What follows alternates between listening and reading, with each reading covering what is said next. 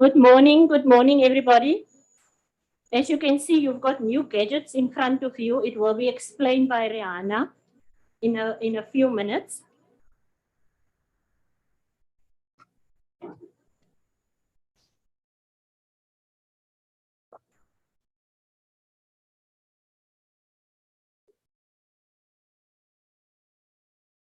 Good morning, councillors.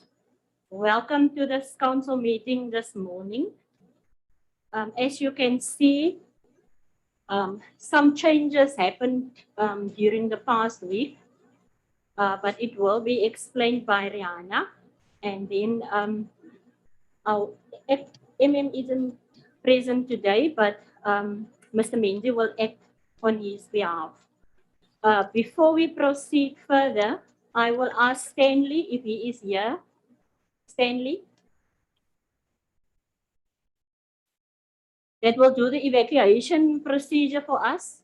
We haven't done that in the past, and I think it is a prescribed that we must know where we must go in case of an emergency.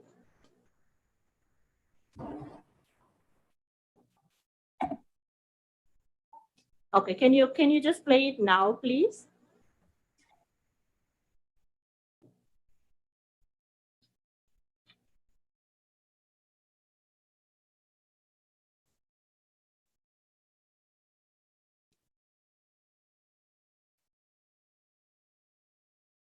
Welcome to the Government District Municipality Emergency Evacuation.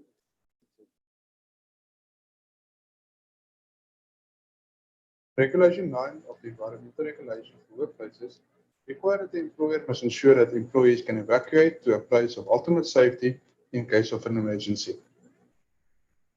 Employees need to be informed of the emergency procedure for the company. In this presentation, we will discuss the following emergencies: fire emergency and bomb threat emergency.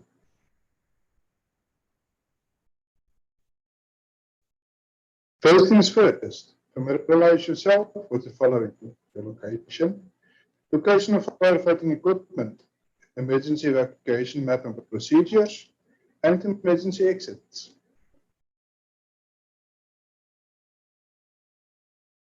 Your location: you are currently in the executive boardroom.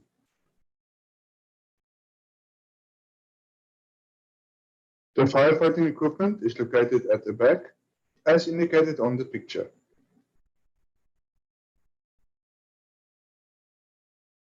Location of exit: as the first point of exit, you need to evacuate through the door situated at the back side of the room, as indicated on the picture.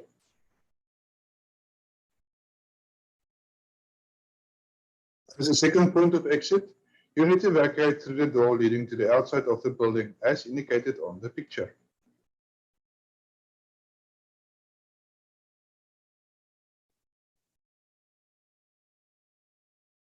As you exit the building, go down the stairs and proceed to the assembly point at the end of the parking area.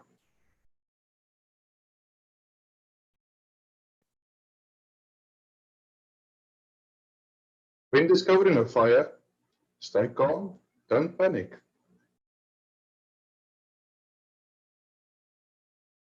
Contact the emergency number displayed on the emergency procedure.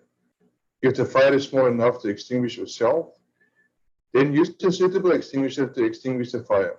Ensure you have a safe escape route when fighting the fire.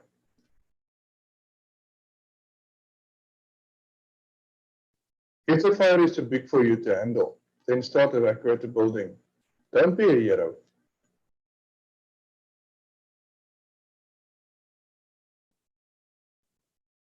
During evacuation, close all doors and windows. This will reduce the risk of fire spread.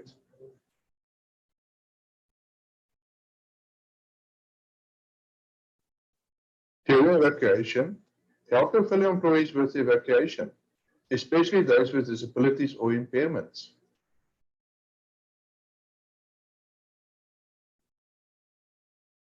If a person's clothes are on fire, have the person stop, drop, and roll, and where possible, soak him with water.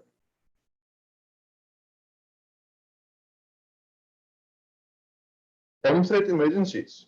In case of a bomb threat, contact the SAPS immediately Start the evacuation process.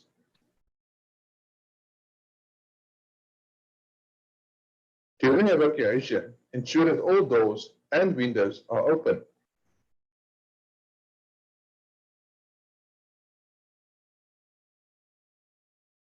If you found a suspicious packet, do not tamper with any suspicious packet standing around. It might be a bomb.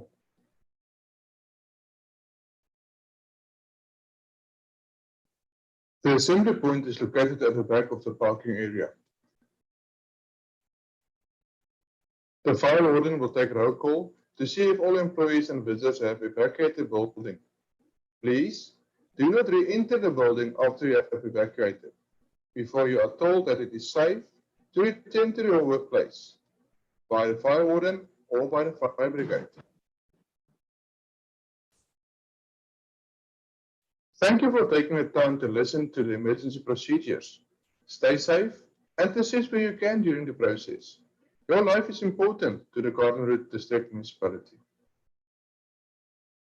Thank you very much for that presentation. Maya, I see your hand. The intention wasn't that we must interact because that was a very straightforward presentation, but I will allow you. And if I can just mention, previously administration told us when we receive this new mics, it will be very easy to stand. But I can see if you can still be seated because it's not going to assist you in maybe the Maya, but we've got the intention to still bend down. So Maya, you may be seated in. So all other councillors, thank you. Thank you, Madam Speaker. Indeed, there is a new sheriff in town. And Madam Speaker, this has never crossed my mind. And now that I've been looking at the video and the display, and for the guys who are in the disaster space and rescue space, in the case of a bomb threat, do we still go to the assembly area?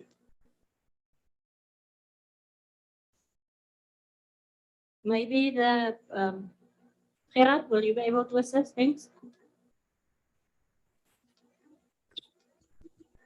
Speaker, yes, the assembly area stays the same at the back of the building because that's where we also where the police will be meeting us. That is how it's been tested before. Thank you very much. Councillors, so now I will ask Rihanna to please explain the new gadget that we see in the room. Thank you. That's noted, Councillor. Thank you, Speaker, and good morning to all our councillors and officials present. Speaker, this microphones has been installed last week from Monday till Wednesday, so we have fully tested it. I would like to inform you that all the microphones are exactly at the same volume. You will notice, Speaker, that there are 4 councillors that do not have speakers or microphones because we had to obtain to the 1 meter social distancing. But when we return to normality, then everybody in the chambers will have a microphone in front of them. We have, however, Speaker, 2 roaming microphones, like the one that I'm using right now. When a particular councillor makes use of this roaming mic, he or she will not appear on the screen. But the councillor does not have to fear, but his or her voice will definitely be recorded, Speaker. And if you allow me, Speaker, to do a short demonstration for you, if you switch on your mic, your light will be red. If there is one or another councillor that would like to say something, Alderman Gericke, if you can, just press. No, Speaker, keep in mind. Okay. It's on. Okay, now just switch it off again, Speaker. Okay. Press again for us, please. Oh, the light is still red, Marcellus. Okay, Alderman, just switch off again, please. If I can just do this. You'll see, Speaker, the light is flashing. If somebody else also would like to speak. Must I keep mine on? No. Must I switch mine off? Yes, switch yours on. Alderman Gericke, just switch yours on. Okay, now it's red. So that's an indication for you that it is his turn to speak. If somebody else wants to speak, the light will be flashing. And Councillor Barker, is it also flashing? Because the computer is now realizing that she is second in the row. Or while Councillor Barker's light is still flashing, Councillor Sethi, just press yours. You'll see that hers is a solid green, and that will indicate to you that she is second or third or fourth. It can, however, recognize 6 microphones at a time. So once Councillor Barker, if Councillor Hector was to be sitting here and I switch off, then Councillor Barker's mic will immediately turn red, and Councillor Sethi's microphone will then turn into a flashing light. And it's quite easy, Speaker. You have 2 buttons on your little pad. So you can either decide to mute a councillor or bring the meeting to order. And that is basically it, Speaker. Very easy. So the council should not be alarmed if they see that there's a red light or a green light flashing or staying. And also the camera, Speaker, once the person gets an opportunity to speak, the camera will swivel like that because your light is on. The camera is recognizing. So whenever somebody else, Councillor Matika, just press your microphone. Then the camera will flicker and it will go directly to him. It's just easier, Councillor, if you want to see everything that's happening in the council chambers, it will be easier if we do not display the camera or the agenda on the TVs. But it still remains your prerogative, Speaker, if you want us to share. Thank you. If we do share, do we still have that small screen on the right-hand corner? Yes, Speaker. Okay. Councillors, any questions before we proceed? Alderman De Vries? Speaker, yes, the question is that if I want to speak, do I put up my hand or not necessarily? I think for this round, we must still do that because it's going to be difficult. I must still get used to this now. I must now watch who's green and who red. And so asseblief kan ons maar nog vir dagse vergadering until we get into the swing of things. Thank you. But we will see how it goes, Alderman, as we go along. Councillors, I will now allow for silent prayer, meditation.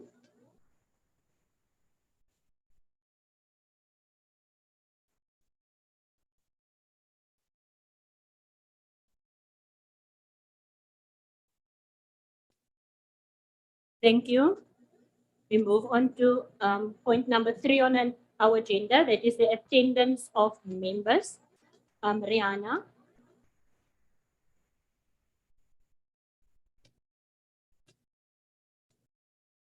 For your meeting for the 21st of February, we have the following councillors present. Councillor Swart, Alderlady Wilmerans, Councillor Meyer, Councillor Wigbout, Alderman Grayson, Councillor Malloy, Alderman Tablanche, Councillor Luchava, Councillor Gungubele, Alderman De Vries, Alderlady Dragoler, Councillor Akker, Councillor Sethi, Councillor Ndai, Alderlady Kritzinger, Councillor Cornell, Councillor Toto, Councillor Van Niekerk, Alderman Schroeder,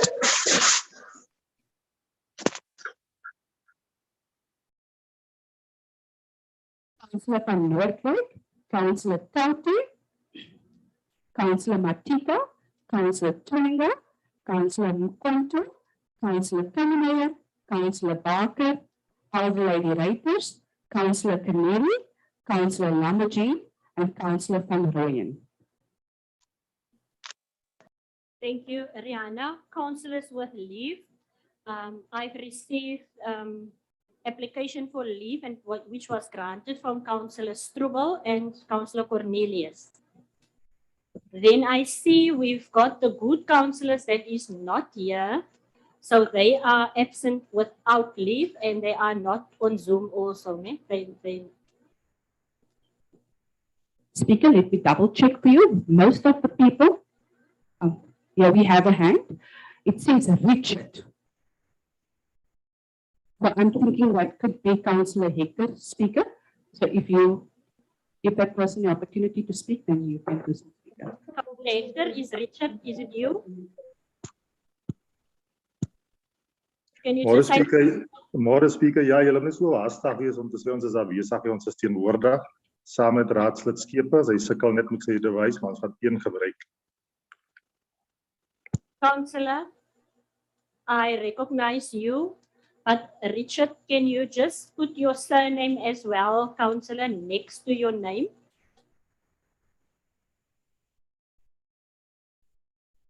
And Councillor Councillor Skeepers, is he still struggling with his device? Dis reg, speaker, ons gaan een Can we device see gebruik, you? hoor. Can you switch on your camera, please?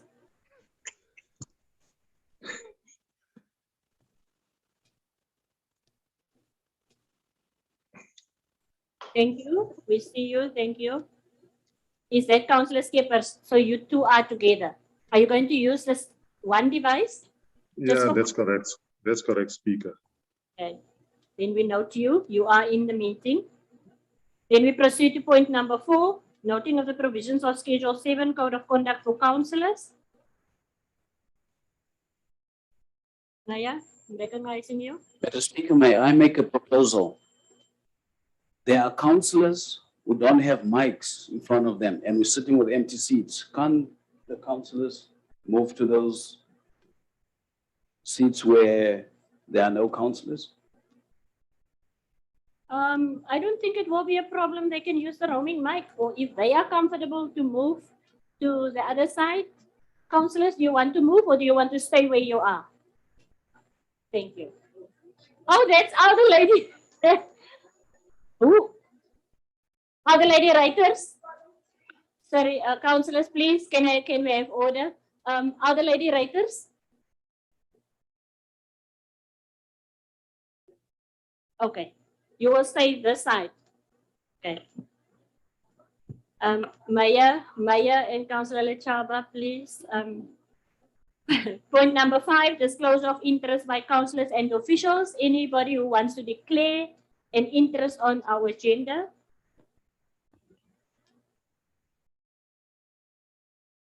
I've done number 4, advocate, noting of the provisions.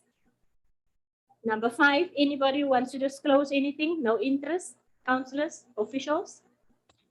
Councillors, then I want to make a slight change to the agenda. I want to move up item E1. That is the election of the whip. We will do that now, then we know then that is dealt with. So before we go over to the communications by the executive mayor, we will do E1. So can I give over to you, advocate?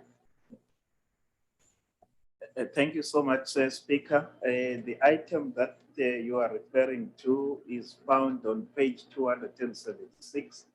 It is a report on the election of the whip of council.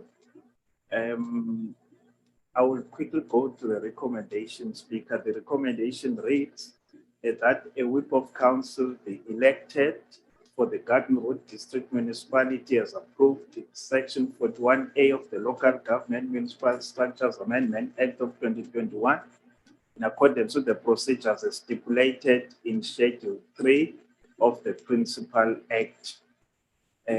Maybe then, Speaker, would, if you will allow me, I want to just read the procedure. Advocate, before you proceed, can we put it on the screen, please, the recommendations, and just leave that small space in the right-hand corner for whoever is speaking. Thank you. May I proceed? Thank you so much, Speaker. So the recommendation is there. It will be shared on the screen, Speaker. I would then propose, well, not advise that you have a proposer and the second, that then we can go ahead if the councillors agree with the process. I see your hand, other lady. Yes, Madam Speaker, I would like to nominate Councillor Betsy von Noordwijk. I have the necessary forms and I'll give to you, and seconded by Councillor Barker. Can Councillor Barker just second that for us? I'll second, Madam Speaker. Do we have any other nominations, Alderman De Vries? Thank you, Speaker. I would like to nominate Councillor Chapter. Do we have a seconder for that? No. I see your hand, yes. Yeah, thank you very much, Speaker. I second the nomination. Can we have a form, please, for the nomination of Councillor Lechaba? Yes, Councillor Chengwa. Speaker, thank you very much. I don't want us to fight again. I'm not sure those councillors who are joining this meeting, how are they going to vote? I'm not sure whether there's any provision made for them in terms of voting. Councillor, Councillor Boyson. Thank you, Madam Speaker. Madam Speaker, if I remember correctly, and when we had the councillors workshop as well, we did indicate in the workshop that for now that we're having technological challenges, we have requested everybody to be present up until our technological challenges have been sorted out and resolved. And the request was everybody must attend. Thank you, Executive Mayor. And it was exactly for that purposes that more than a week ago, communication did went out to all councillors asking them if they can be here. Councillor Cornelius indicated that he will be present, but yesterday he sent me an email that he fell sick and he apparently went to hospital. So this morning I didn't find out if he was admitted to hospital, but he was willing to come all the way from Kanaland, although he hasn't been here for any of our meetings. He always Zoomed. So I think that we have dealt with that matter. And unfortunately, those two councillors will not be able to partake in today's proceedings. But I think, Mayor, we must fast track that, how we are going to deal with it, because we are in council now already for 3 months. And I think it is becoming a problem because if we had that facilities, then I am assuming that Councillor Strubel will also be in a position to vote because he's also recovering at home after his operation that he had last week. So, Mayor, with the administration acting MM, I think we must start to look at how we can deal with that to overcome it in future. Thank you. So, Advocate, it's over to you again. Speaker. Sorry, I did not see you. Alderman Gericke. Yeah, do you acknowledge me?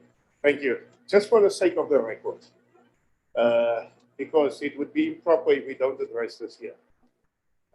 When the attendance register was called to acknowledge the councillors on the internet via Zoom.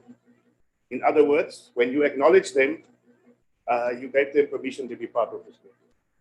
I just put on the record, you can make your ruling. We cannot now just in the middle of a meeting or middle of a process decide, okay, because we have decided at the workshop, now we're not going to allow the other people that are not in the chamber to vote. It is unfair, it's not proper, it's not appropriate. I leave it there, it's fine, we've made the point. But we should stick to the processes. You should, as a speaker, you should have ruled right in the beginning of the meeting to say, we won't allow you to participate or to vote in the meetings. That is as easy as that.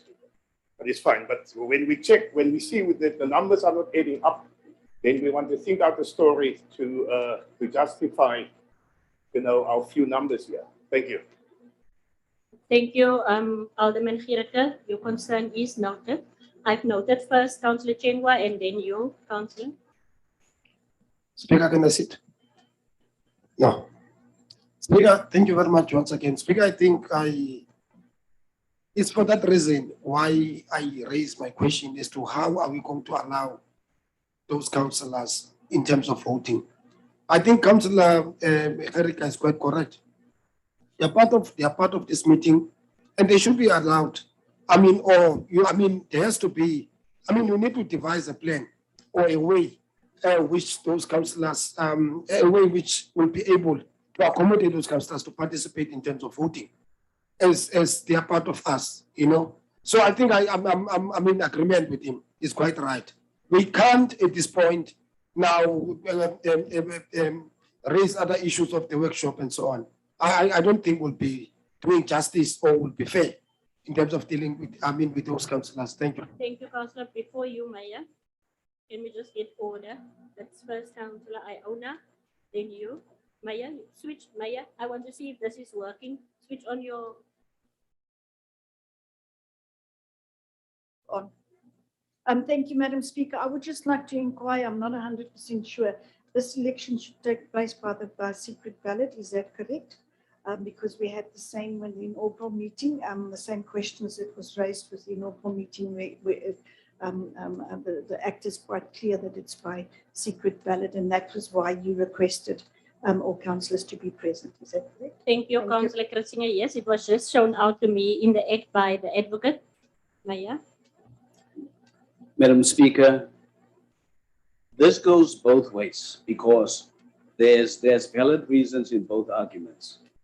But what I also want to get at, Madam Speaker, is we must also get into the groove that when communications has been sent out, we must respond accordingly. You say yes or you say nay, and you deal with the pros and cons of not attending physically because you did communicate, Madam Speaker. The onus is also upon us to indicate the very same concerns that are getting raised now. So it cuts both ways. And for me, colleagues, people are raising the issue of numbers. In politics, it is a numbers game. It doesn't matter. If we have the numbers today, if we have it tomorrow, we vote again. We must not be kids here in really trying to be emotional and play on numbers. You can defeat us today. When we have full total, we'll bring the item back again. So where would you end up? We mustn't play these games. Thank you. Thank you very much, Maya. We will proceed now. I will hand over to the advocate again.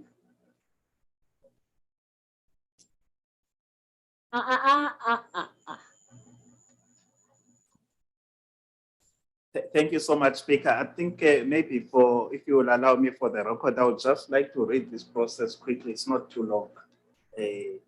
It's found in Schedule 3 of the Municipal Structures Act 117 of 998. Now, item 2 there dealing with nomination reads, the presiding officer at a meeting to which this schedule applies. Now, it applies when you elect office bearers, including the chief whip, the whip of council. The presiding officer at a meeting to which this schedule applies must call for the nominations of candidates at the meeting, which you have done, Speaker. Item 3, a nomination must be made on the form determined by the municipal manager.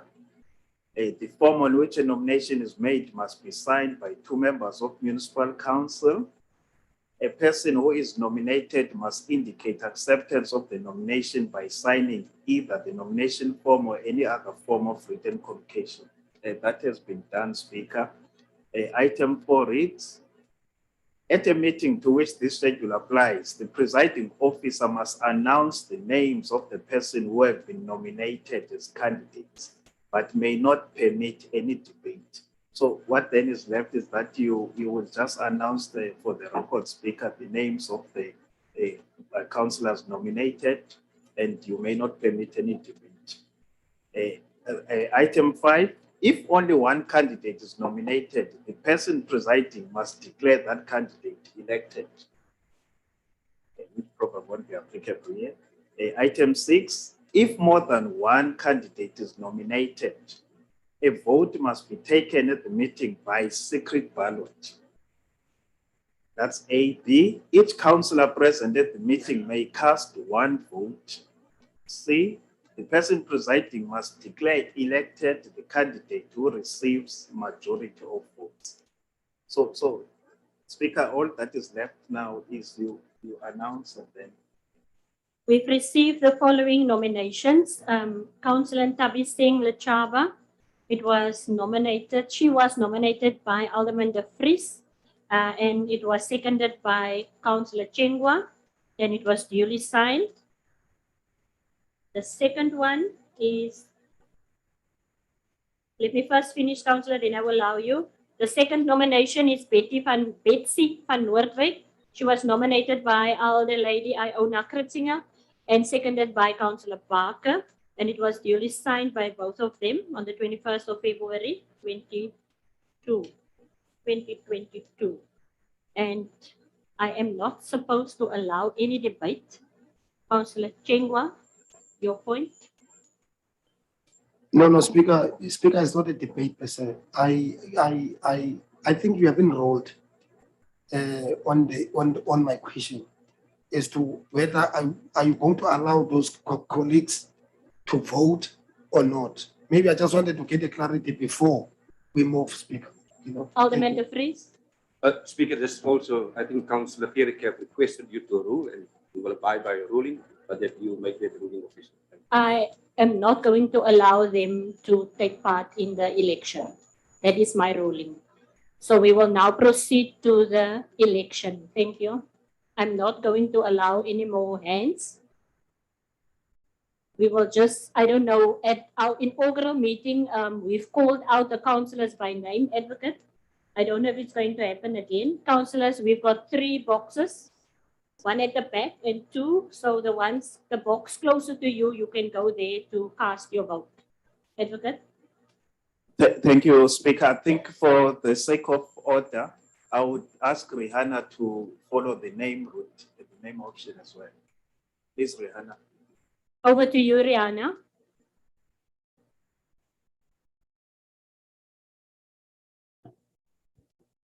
And that is how many?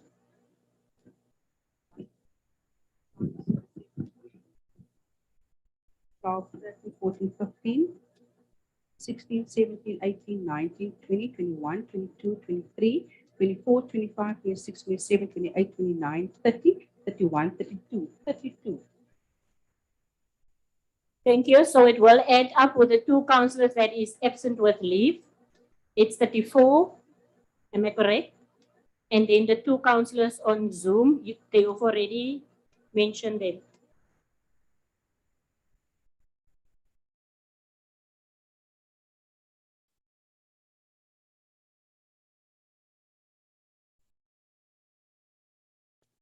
Add up. It doesn't add up. There's one too many. Shouldn't it be 31?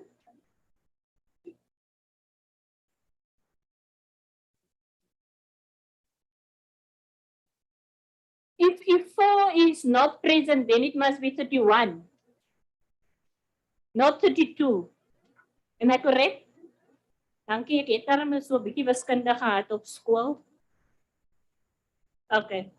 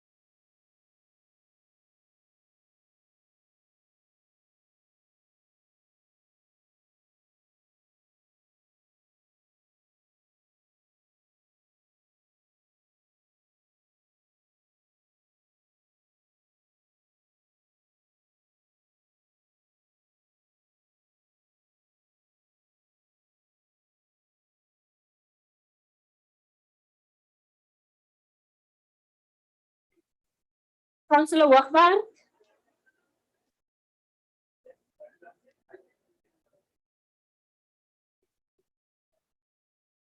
Can we start, Rihanna? Dis 'n ou printery. Ek sien sommer hier binne. Hy hoort in die argiewe. Just for the purpose of those that are listening in or tuning in via Zoom, we're busy printing the ballot papers. We will start shortly with the voting for the whip of council. And then we will proceed. Alderman de Vries? Speaker, just a request, while that print, it seems going to take a few minutes to print 32. Can we have a break for 10 minutes then, rather than? Fair as jy,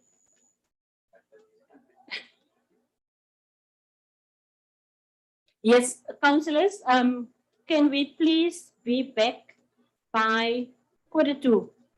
Then we will start the voting, 1:45.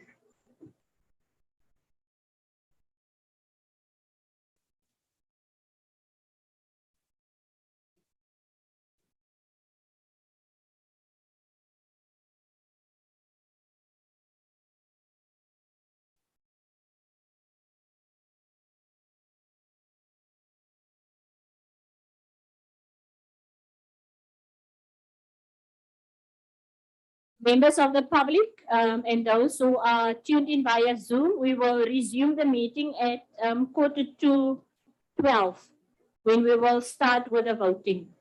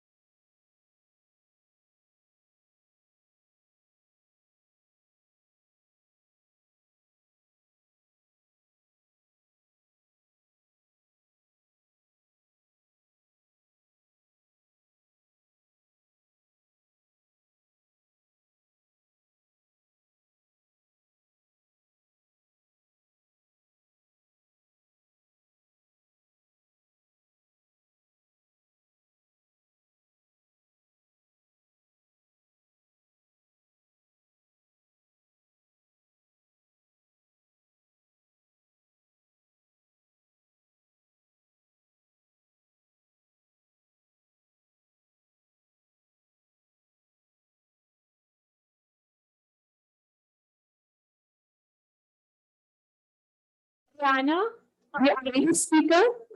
can we just call in all the councillors, Bonnie, that is outside, please?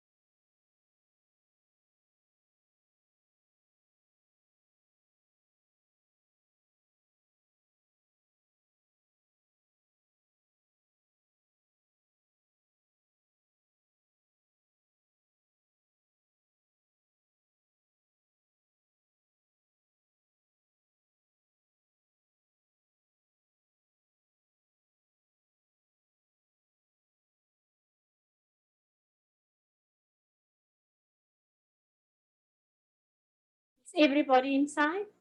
Yes, Councillor, Speaker. just a correction on the numbers. We only 30. 2 ICOSA councillors is not present, as well as 2 good councillors and 1 DA councillor. So only 30 ballots were printed. Speaker, Mr. Desha will just show all the councillors that the ballot box is indeed empty.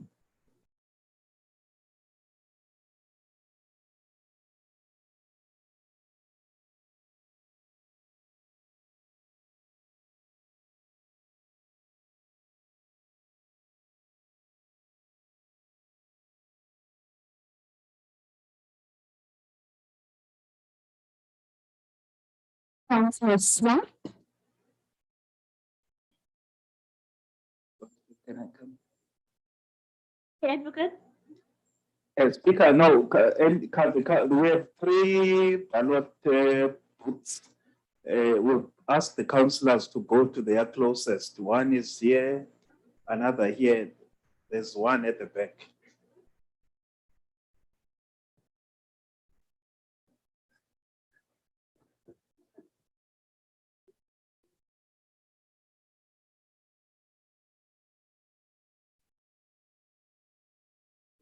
Lady Wolmerans.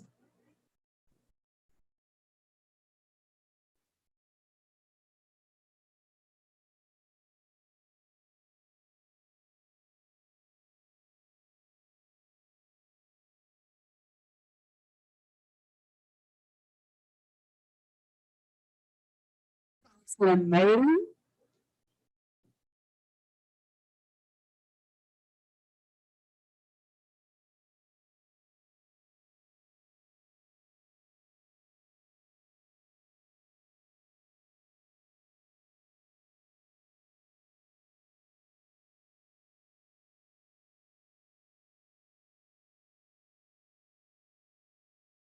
Councillor Wegbaar.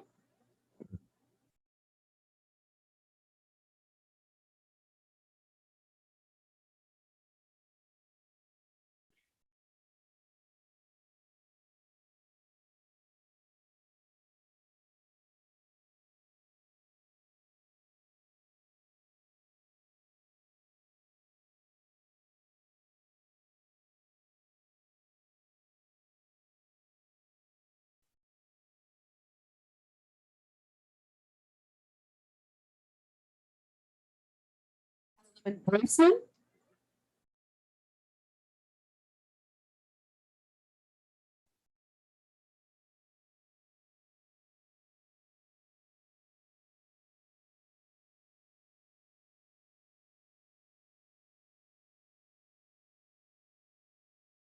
Councillor Malloy.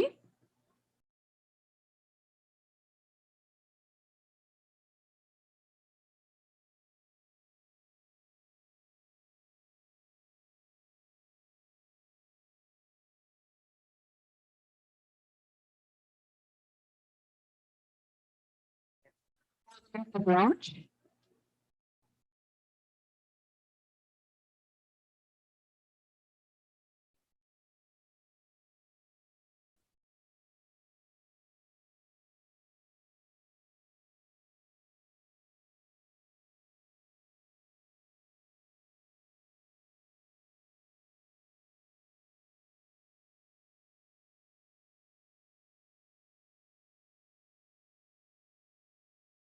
Councillor Lichaba,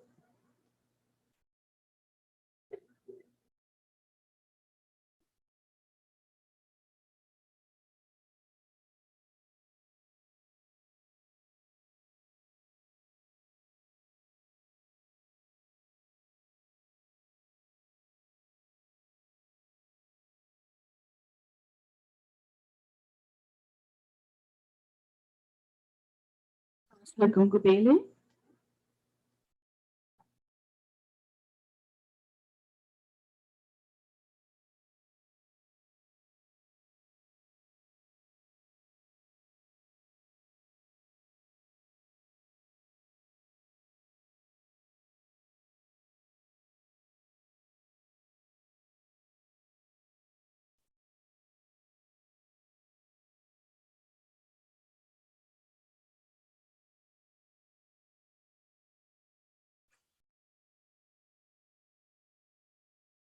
Councilman De Vries,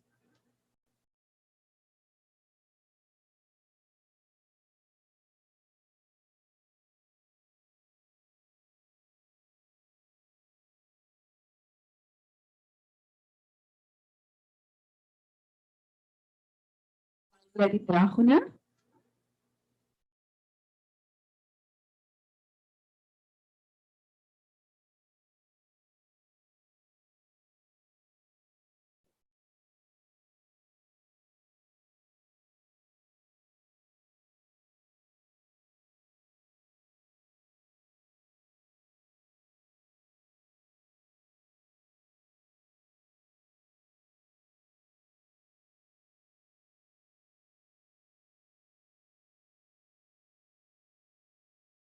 Well, lady, you can wait there. You go bring the box to you. He's still very young.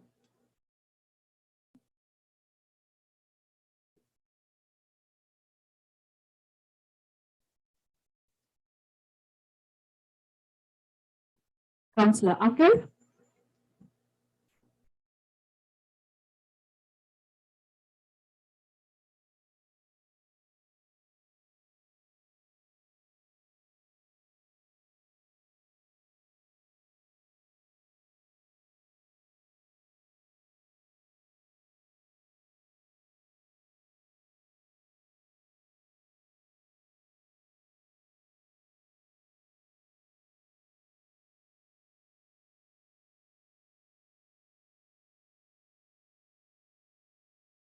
Councillor Sethi,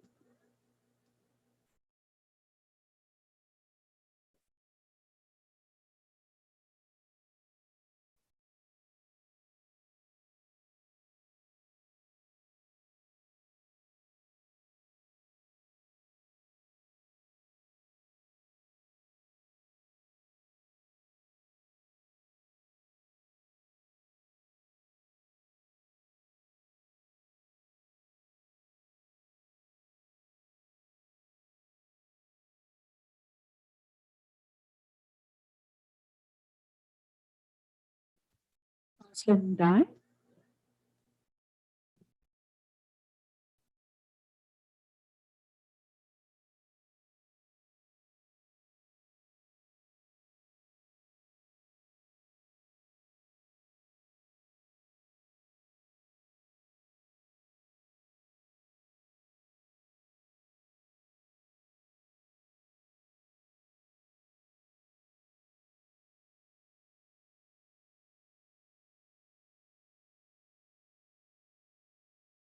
Rikatsaha,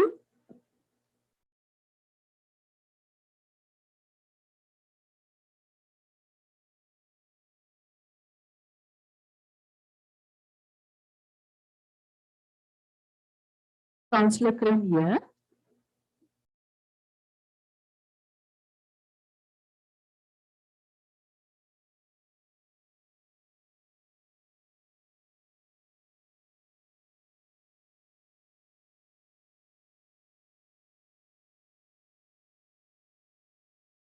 Councillor Toto,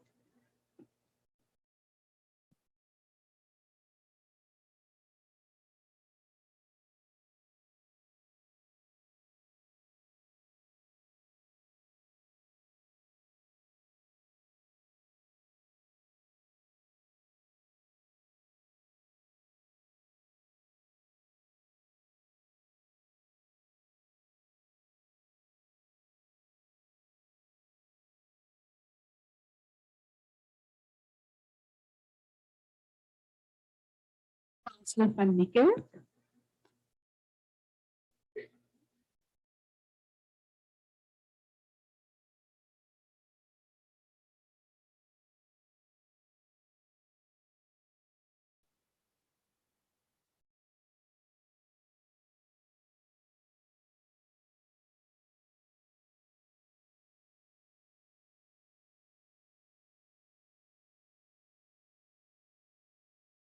Gerke.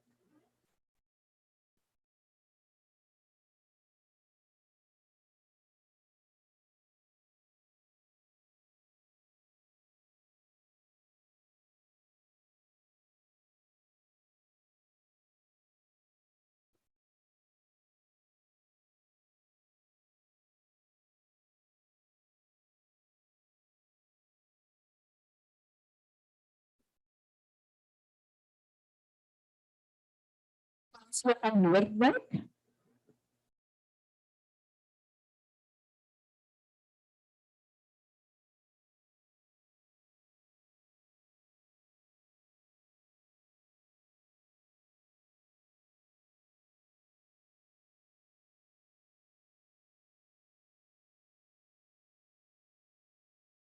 Councillor Tauti.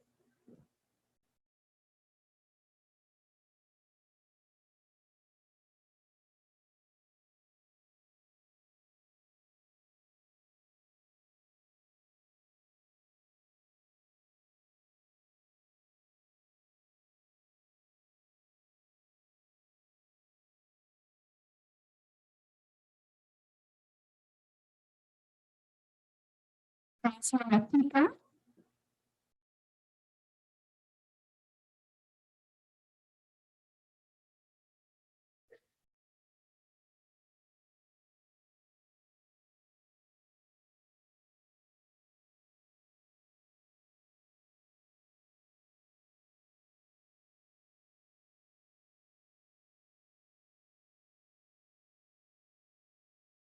Councillor Pringle.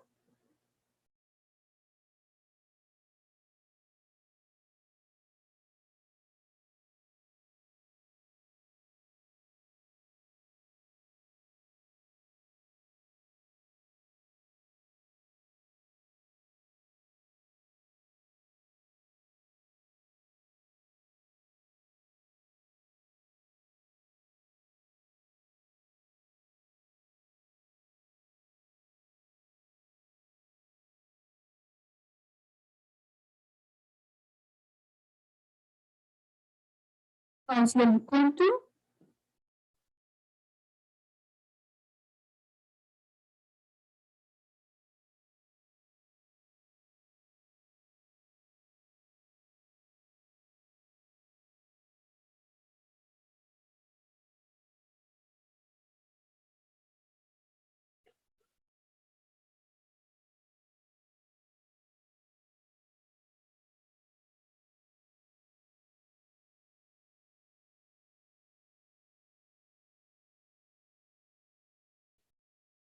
Councillor Kangemeyer.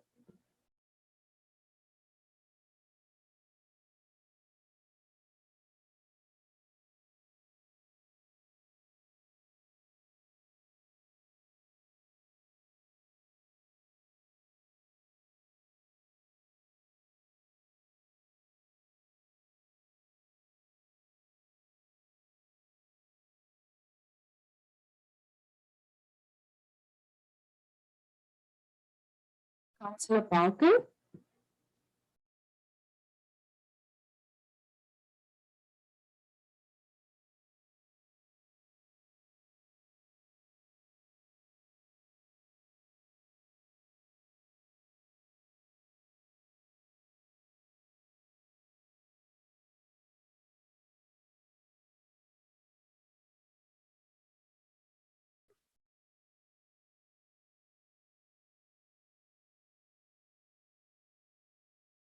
Sorry, senators.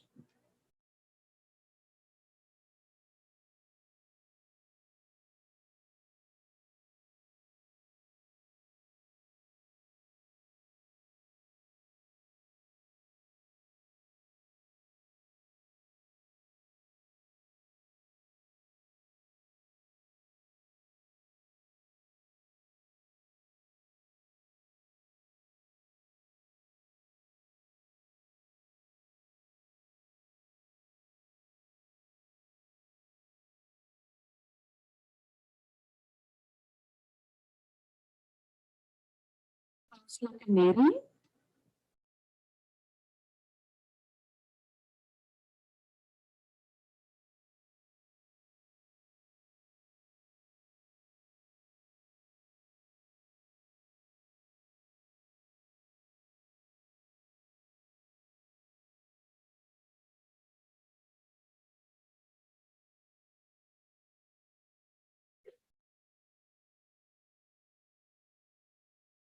Councillor Lambertine.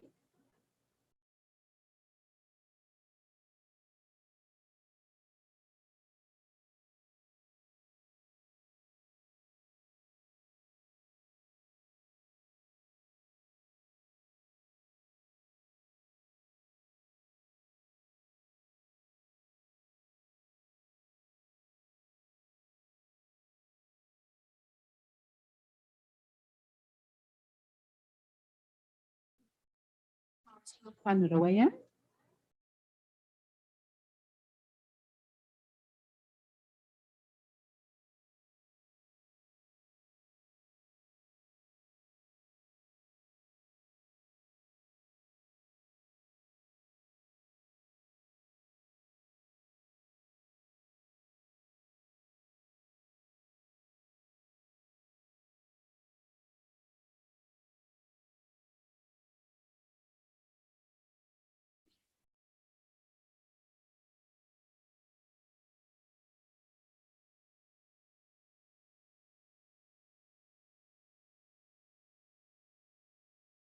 We are done. All the councillors have placed their votes.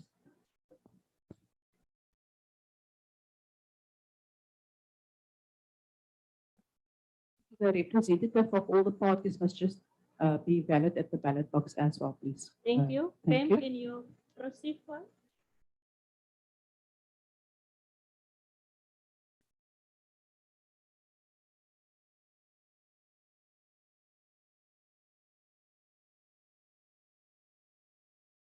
Can we get two reps, please? To come and observe.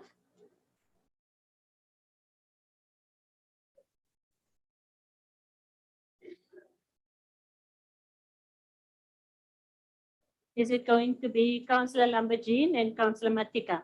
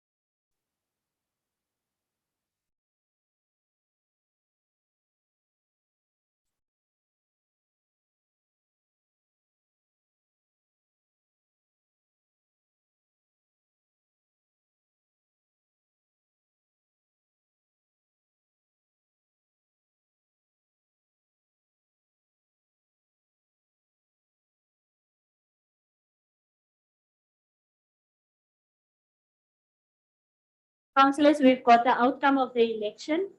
Ballots printed were 30. Ballots issued were 30. The number of votes for Councillor van Noordwijk is 17. And for Councillor Lechaba, it's 13. So it did add up to 30. So congratulations, Councillor van Noordwijk. You have been duly elected as the new council whip.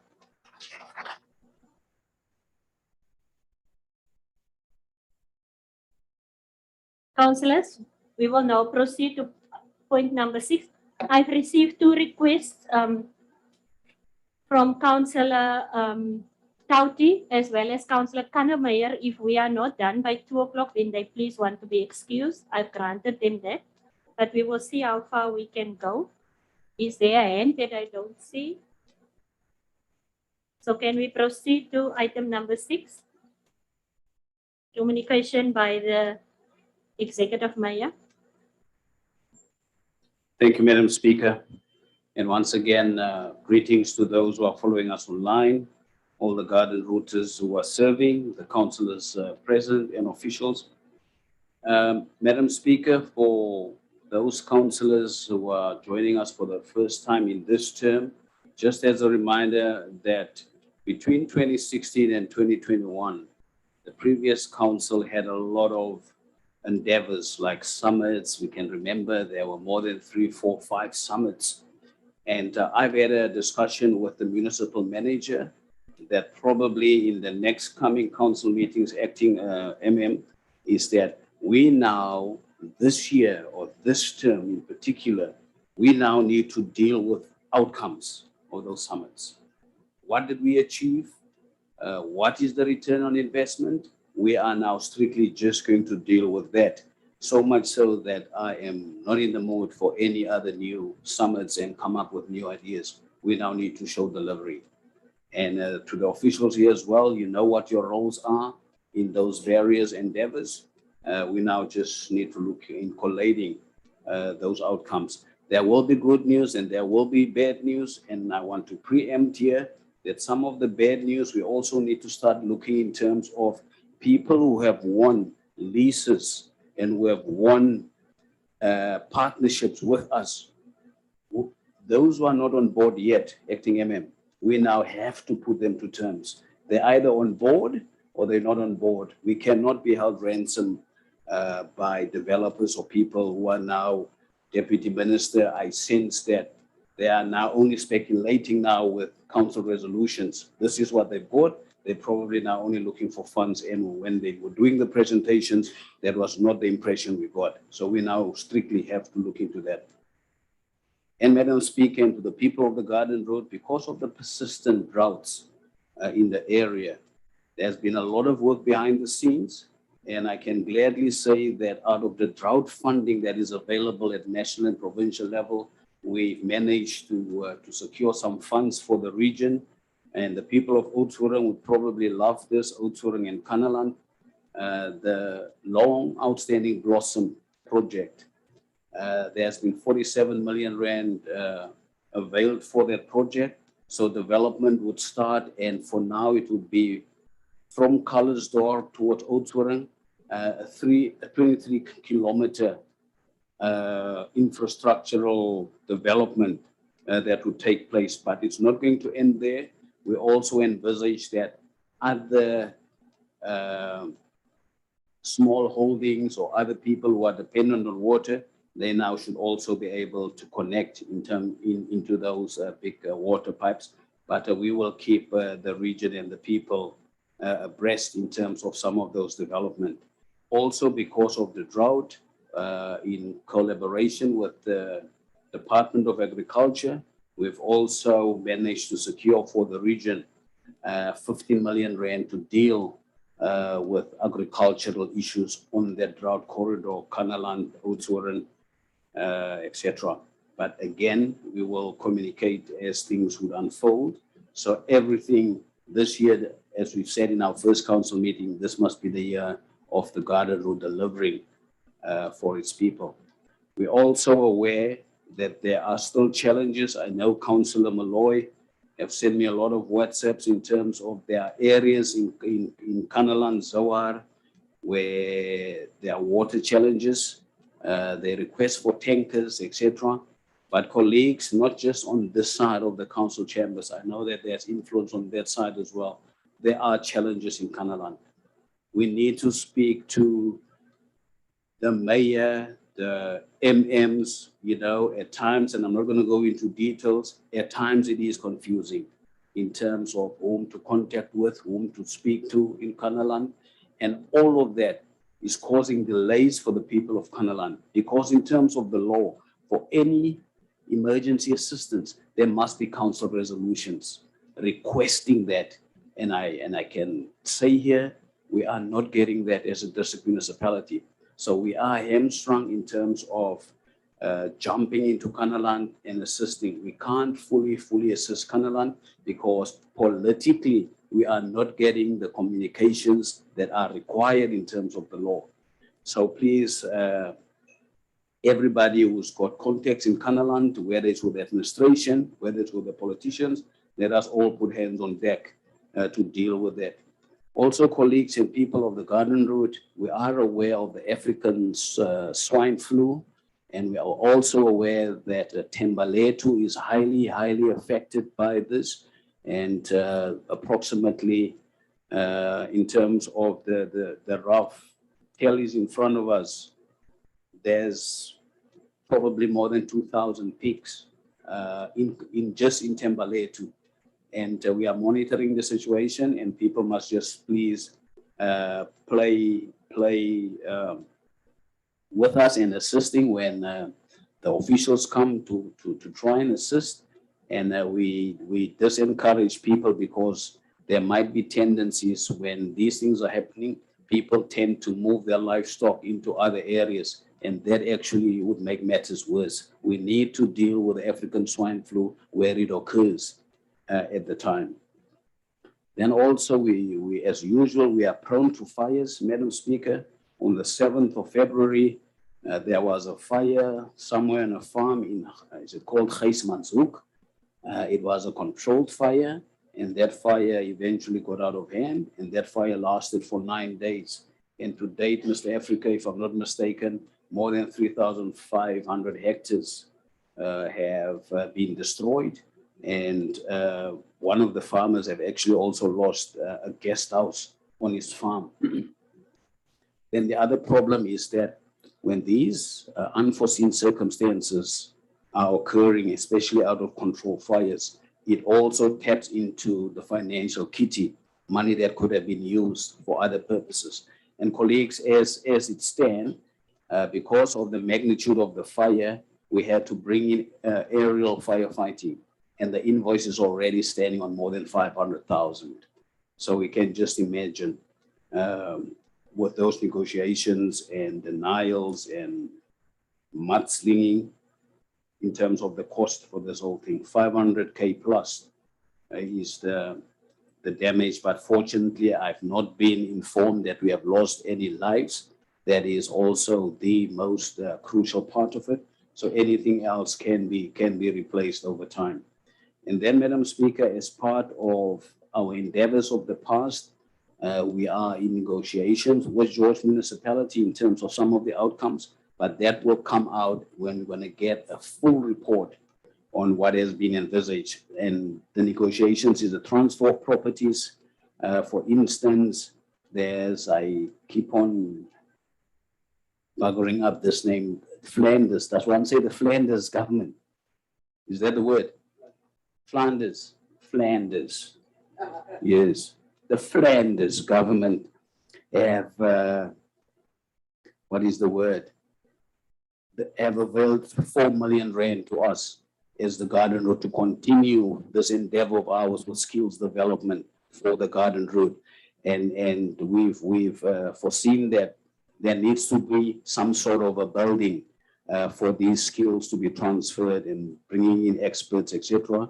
So George is looking into giving us a property to build this facility. So as soon as we get the go ahead, we will then start this skill center. The same with the fresh produce market. We know the whole list. I'm not going to bore you because we'll deal with with everything we've set out to achieve. We'll deal with that in the next meeting. Then also, I remember we had a heated engagement when it came to the landfill site, where some of us sensed that politically not everyone is on board. And the MM at the time, he felt that we've surprised him. He believes everybody is on board. We did raise this issue, colleagues, in the DCF, the District Coordinating Forum, where all the mayors and MMs are sitting. George, Beetle, Neisner, and Mossel Bay. It was very fruitful engagement, and they are indeed on board. And I'm just working out how we will engage with the other municipalities that are on the periphery, because, for instance, Esekwa, Kanalan, Oudtshoorn, they have the argument that they still have lifespan on their landfill sites, but that is an engagement that we're currently having, because the other side of the coin is eventually they'll have to join. Now the calculations would then be, where do they start? How do you calculate their contributions toward a regional facility? So I'll also keep council on board on that. And then, Madam Speaker and the people of the Garden Route, some of the challenges are infrastructural challenges. That is why we punch above our weight for some of these accreditations. In Neisner, for instance, we're aware of sewer spillages into the estuary. We're aware of certain events that was canceled, water polo, etc. was canceled because of contaminated water in Neisner. Once again, we're saying we want to get in there, boats and all. Support us, local councils. But I'll raise this again in Cape Town when all the mayors are together. Then a decision must be taken once and for all. Lastly, Madam Speaker, I was invited last week by the Department of Education, and I think they don't call it regions, they call it clusters, the Eden and Central Karoo cluster. I was invited there for the award ceremony of all the top achievers of the 2021 grade 12 learners. On behalf of the Garden Route District Municipality and Council, I did convey our gratitude to all those achievers. But what stands out for me, colleagues, is the fact that the top achiever is from Thembaletu. The ladies from Thembaletu, I actually want to mention a name, Khanyisa Tata. Khanyisa, I think they are 5 siblings. Her mom is unemployed. Her father is a security officer, security guard. And she could not even attend the ceremony because she was already in Joburg. To go and negotiate, I think she was accepted by the University of Johannesburg. Now, she got 7 distinctions. And I took it upon myself, councillors, and I need your support. I took it upon myself that I need to engage Khanyisa's parents. We cannot have Khanyisa Tata be out of the own in Joburg, being point bearer for this district. We need to do something. She does not apply for bursary, but those are matters that we need to look into. Achievements and achievers must be awarded, and they need to be tracked. So I'll keep you guys posted, and councillors from Thembaletu, please be aware, and you can also inform me in terms of any other circumstances which we might not be aware of the Tata family. Thank you, Madam Speaker. Thank you very much, Mayor. Any questions, interactions, engagement with the Mayor of what is said, what is now happening with our gadget?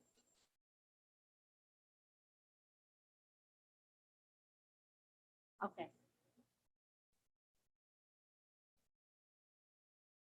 Okay, because I see 2 is still on. I don't know why is it on. Oh, okay, it was on Alderman De Vries. His mic is on. So Alderman De Vries, any other engagements? Can you press your, thank you. Any other engagement? Press your Councillor Chingwa. Professional please. Okay. Alderman De Vries, you may go. Thank you, Speaker.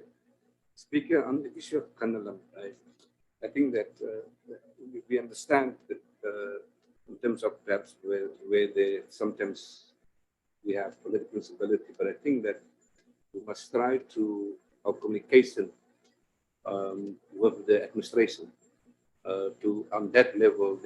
I think, according to me, there is some stability in the municipality. So it's important, of course, we can't just rock up there. It's important that we engage and say that with any problems, how can we assist as a district? Because otherwise, the question is going to be asked to us as a district in terms of why we didn't assist. So I just think that at the administrative level, that we further engage with the municipality. On the issue about, I'm very thrilled to hear about the skill center. And I think that we somewhere start to talk about what to do with the center once it's completed. Because the problem sometimes that we have is that we don't know what to do with it. And also that we are not experts as a municipality in running a skill center. And there's various ways that you can make a skill center operational with the necessary expertise. Of course, you can use it as a building itself in terms of sharing it, other institutions that we have within the district, and also with other providers. So I think that it's important that we start the debate and don't wait for the building to be finished and then ask ourselves what are we going to do with it. The last part I want to do on the issue about the sewerage quality in Iceland, I think it's important that we, whatever happened, that we receive a report. There is some responsibility that we have as the district in terms of environmental health. So I think it's important that if we can get a written report in terms of the current state, again, then so it's better than afterwards to engage officially with the Iceland municipality.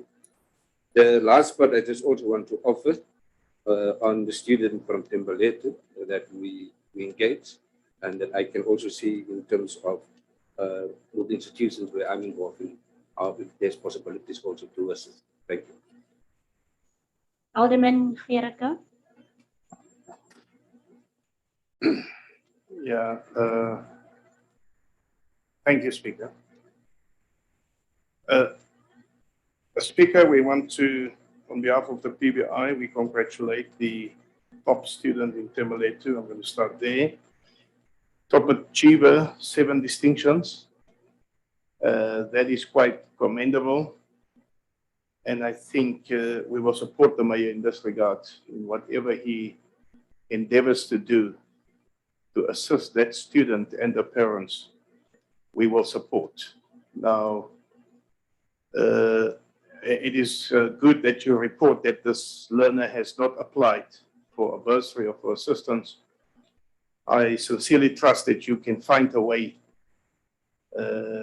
to assist this student in any way, one way or the other, to further her studies. It's good for our town, for our city, and it's also good for, particularly when people come from previously disadvantaged communities and they still achieve and reach to the top. So once again, congratulations to that student. I also want to contribute something towards the skill center, Mr. Mayor. It is an excellent idea, great idea, and the skill center must be applied to improve the quality of life for all people, regardless of race, of color, of social stance. We got to spend as much as possible money so that these people that will attend the skill center and the courses offered, that they may improve also the quality of life. This is what has been promised to us pre-1994, and we have got to give effect to training our people, many of our people, many thousands of, in fact, millions of our people nationwide did not have the opportunity to go to universities, to colleges, to tertiary institutions. Many of our people could not even finish their school careers. And we've got to design courses to upskill those people in terms of the national qualification framework, the NQF levels, in order to make them fit for the workplace, to qualify them for the workplace. Many of these people, and I spent some time on this because I have a passion for this, many of these people have outstanding talents, but it just needs some round off and some qualification and some formalization. We have families of that nature. We have people that fall in our constituencies. And Mr. Mayor, I seriously call on you to bring into the budget, a sizable amount to promote this initiative and this objective in order to bring much needed education and relief to the communities that have been deprived because of the apartheid system. Now, when I say because of the apartheid system, we don't necessarily mean only black people or colored people. We say now in 2022, across the board, those that have been deprived must benefit from the government schemes so that we uplift our nation. The water challenges and the drought, there was a report once, I think it was at one summit, as you said this morning, and we received a great report from the Department of Mr. Clive Africa, I think, with regard to water management and so on and so on. Mr. Mayor, this is a serious call that we must keep our hands on the pulse here. And again, you must do everything within your power together with the officials to make sure that we do not suffer drought, serious drought in this region. Because if we suffer drought in one region or the other, people will flock to the areas that have sufficient water and opportunities. So we have to intervene ASAP. Sometimes you've got to overrule or override some of these protocols with all respect. That is to prevent, an influx, but also the shortage of water and most probably the shortage of opportunities and of hunger. So this is what we say, Mr. Mayor, through the Speaker. And then there was just something, but it's fine. We'll deal with it in the item as we come. Thank you very much indeed. Councillor Chava. Thank you, Speaker. Speaker, I just wanted to, I am very glad of the mayor that is dealing with the outcomes of the conferences and all that, because those reports are very crucial for us. I think our approach going forward, it has to be to concentrate how we can increase our revenue. I'm worried where we are still having areas, gray areas of, in terms of firefighting, because that is an expense, and also it is also an opportunity of a revenue stream. But however, we haven't explored it, but it is one of the critical ones that is taking a lot from us. So we've got to be able to work on these things. I am glad that the mayor, but what we need now, we need a clear plan on the table that will be able to tell us these areas and the leasing of land and so forth. But we've got to be moving in the revenue stream of the district council municipality. Thank you, Maya. You may respond. My apologies. Any other inputs from Councillor? Councillor Mayran? Yeah, so it's a comment on the back of Councillor Virgil. A comment on the intervention with the blossom borers. I think spatial movement in the Klein Karoo towards the garden route has been significant, mainly as a result of severe and long-lasting droughts. And these interventions must not be underestimated. It's something that we will have a close look at, because if we manage it wisely, it can it will bring lasting interventions in terms of economic prosperity into the Klein Karoo. And the combination of what the water which will now become available for municipal use, in addition to what we already have for agricultural use, is something that maybe we should take up with Mr. Africa and with Menzi in due course and do our own study, if you will, and to look at what the social economic implications might be and what the timeline of this intervention will be, because I think it's one of the most significant economic possibilities in a very, very long time. Mayor, you may respond. Thank you, Madam Speaker.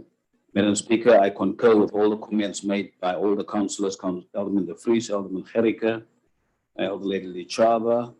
I'm giving you a promotion there, ma'am. And Councillor Meyering.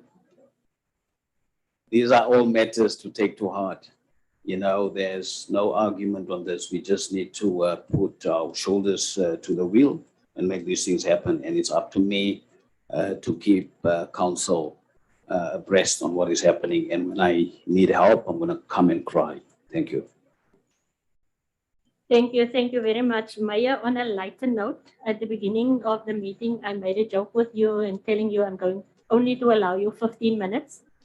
I want to applaud the Mayor with everything he said, with all the interactions and the comments, 22 minutes. So that's a record for you. Thank you. So I will proceed now to point number 7, that is communications by myself.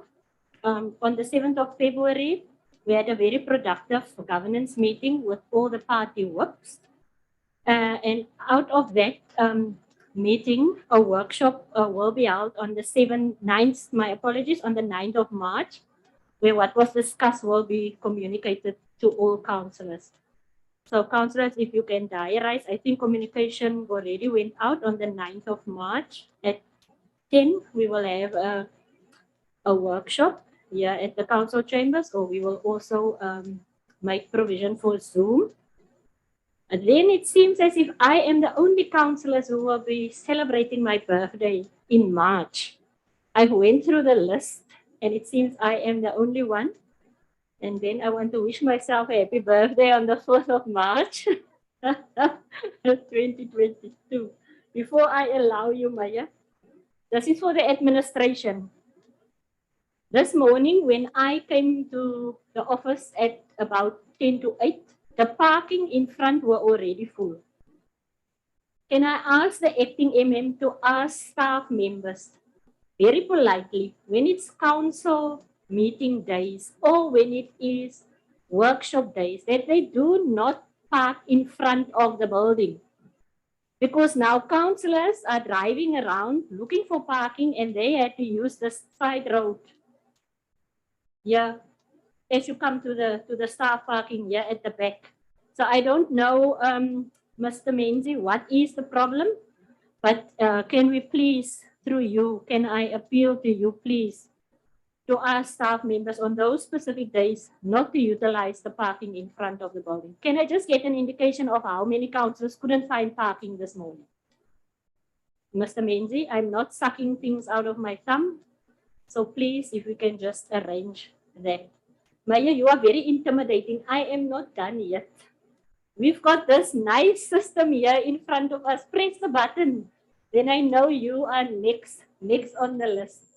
So please, Mr. Menzi, if we can count on you, seeing that you are the acting MM for now, that you will please look at that.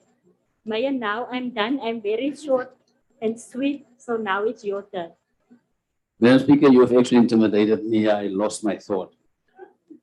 But that doesn't mean, Madam Speaker, I actually have a solution for the parking thing, acting MM. This green field at the back here belongs to us. Let them go and park there. It doesn't matter, it's our property. Because parking that street as well might have its own challenges, because sometimes when a car comes from the top and one goes up, then there are challenges. Let them park on the green field. And then, Madam Speaker, I don't know how to translate this, since you're the only one who's having a birthday in March. Happy birthday, but in my culture, they say the mere fact that you're the only one, we comment. So please translate it for me.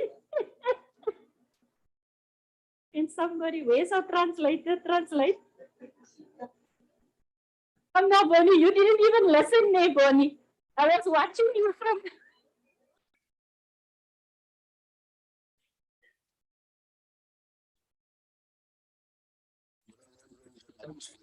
Thank you. And I am expecting lots of presents because I'm joining the Club 50. So thank you, Maya.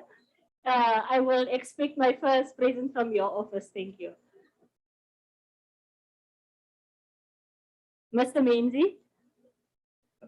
Thank you very much, Madam Speaker. There isn't much to communicate on our side, on the side of administration. Just to inform councillors that a number of our departments have been conducting their departmental strategy planning sessions in preparation for the strategy planning session of the institution, which is going to be sometime in April. So, and then in terms of COVID internally, we haven't received any thing in terms of staff who are being hospitalized or something like that relating to COVID, but we are adhering to all the strict regulations to ensure that everyone in the building is kept safe. So that's the only communication that I have on my side. Thanks. Mr. Maya. Thank you, Madam Speaker, and thank you to the acting MM. Just to comment on the acting MM's input in terms of the strategic sessions. It is good that all the departments have had their own strategic sessions. I happen to be invited to the municipal manager's office strategic session, and I made a comment there, and I want to make it here on record as well. When we're going to have the institutional strategic session, the HODs, executive managers, do not be offended when we're going to change and tweak some of what you've already planned. It's going to come from us as councillors in terms of if we're happy or if we're not happy with whatever you guys have planned. Thank you. Yes, Councillor Chava. Thank you. Thank you, Speaker. I just wanted to say in terms of the changing of dates, can you please get them the schedule so that we are able in time? Because we know that the planning session has been, the strategic planning session has been postponed. So can you please get so that we can all attend it? So it will be a critical thing for all of us to be there. I think it's, I'm speaking under correction, Mr. Menzies, the 21st and the 22nd of April. It's in April. I don't know, I've received an email this morning. Has that gone out to all councillors, Mr. Menzies? No, so is that now set in cast in stone? Is it the 21st and the 22nd? But there's no venue yet. I hope we're going out somewhere. Okay, thank you. So councillors, please diarize it. Councillor Barker, you, okay. Councillors, then we will proceed now to item 9. But before we do that, I just want to ask, did everybody receive the addendum? It was sent out yesterday, and we are going to discuss that addendum in close. We're going to have an in-close session where we are going to discuss that addendum. And I've got the assurance that the addendum was only sent to councillors and not to officials. Rihanna, am I correct?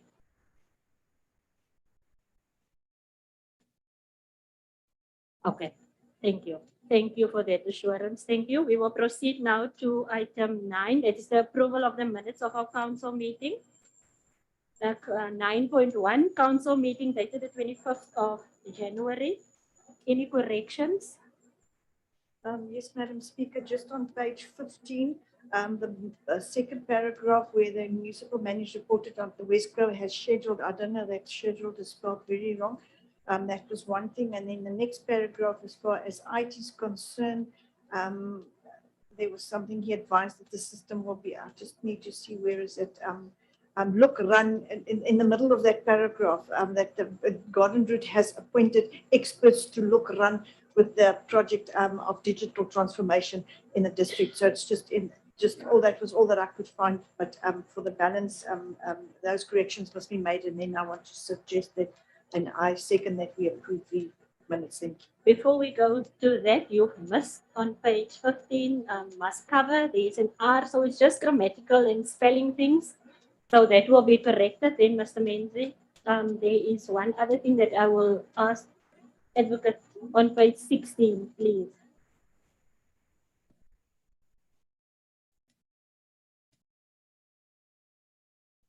Was very confused, so I just need to be not confused of what is happening on page 16, 9.2.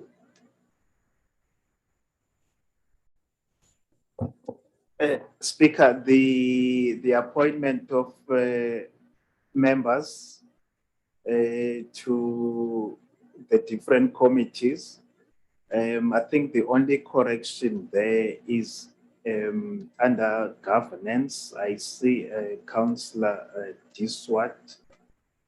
It should actually be Councillor Siswat, and my notes now. But it must be Councillor Siswat is not part of the governance committee.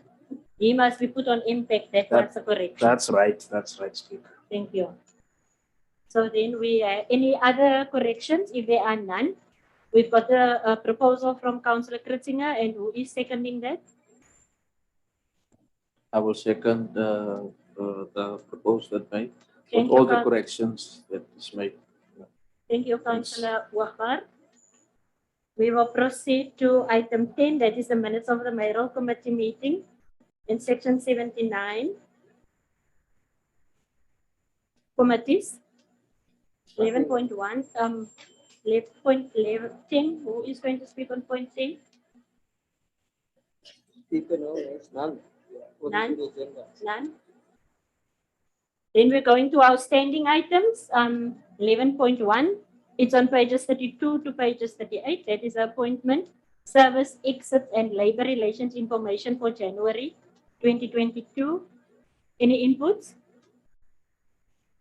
Other lady, first other lady Kritzinger, and then the mayor. Mayor? Mayor?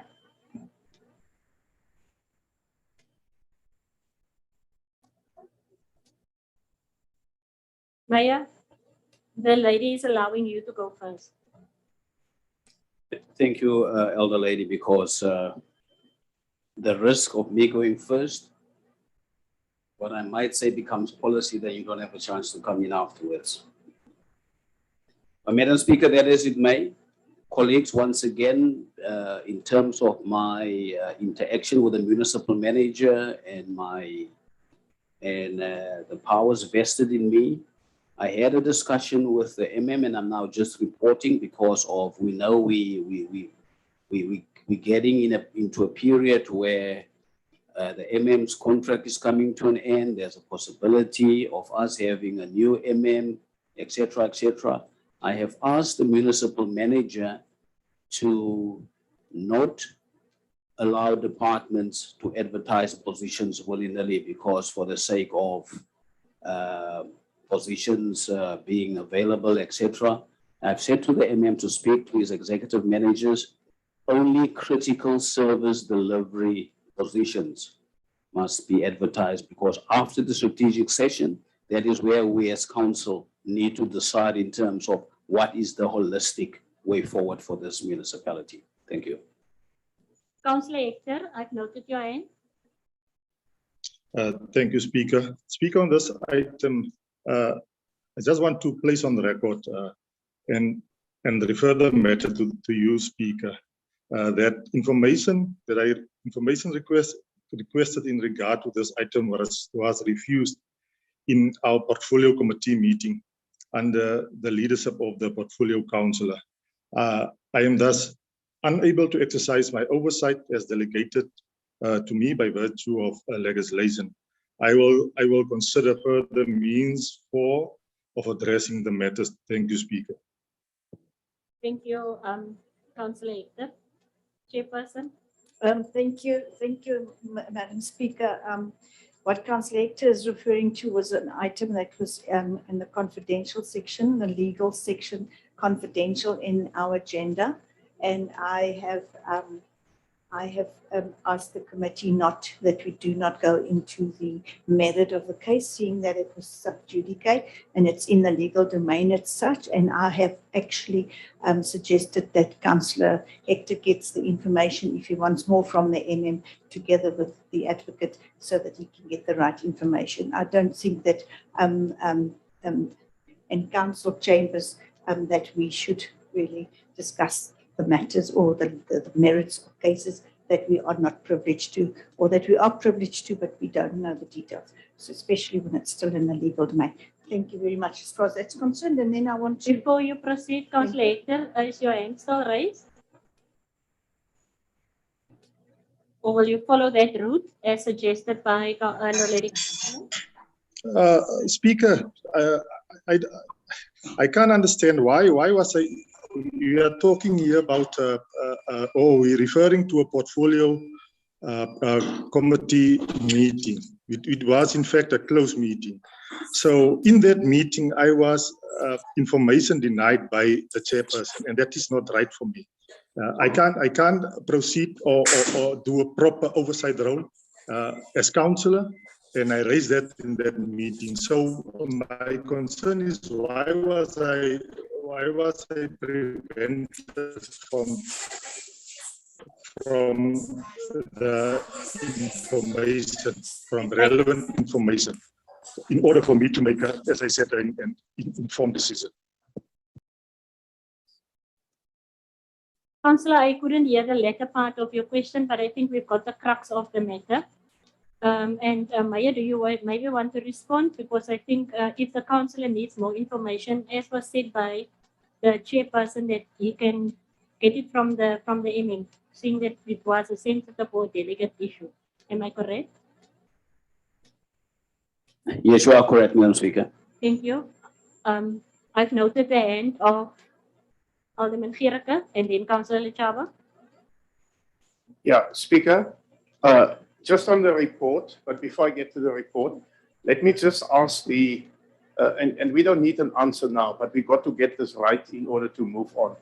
The access to information is a critical part of every any councillor here present. And I take note of the fact that the chairperson of the corporate services portfolio says that if the matter is sub judice, then I support that it cannot be discussed. Only if it's sub judice. Now, sub judice in terms of case law, I'm not a lawyer, but a DA councillor in the eThekwini municipality took this matter to court, and the ruling was, I think his surname is Van der Walt, the ruling was that the matter can only be sub judice when it's in a court of law, nowhere else, only in a court of law. So there are other pieces of legislation, we've got to get it right because we work with serious service delivery issues. If there's a request for access to information or to discuss on a committee level, then information must be readily available in order for councillors to perform their oversight and their duties and their responsibility. But if it's sub judice, then I would support the ruling in that regard. If it's not sub judice, and if it's not before a court of law, that information must be released. Now, I am worried, Speaker, on page 34, 35. I see a lot of disciplinary hearings and pending and in process matters and so on and so on. I just express my concern in this regard. It is a matter of concern. The last time I have asked that when we bring a report of this nature to this council, even, Speaker, if we deal with this in confidential, we must have the names of the councillors and the portfolios of the officials, in which departments they work, and the seriousness of the charges. We must have it. We cannot be. We are the decision makers here.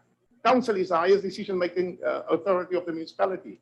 We cannot just have a report here with a date, with a department, and was saying contravention of disciplinary code and so on, and then say in progress, in process. We've got to have a full disclosure of the information so that council can also apply its mind. Thank you very much, Speaker. I hope the acting MM is making notes, because I will come back to you after I've taken all the.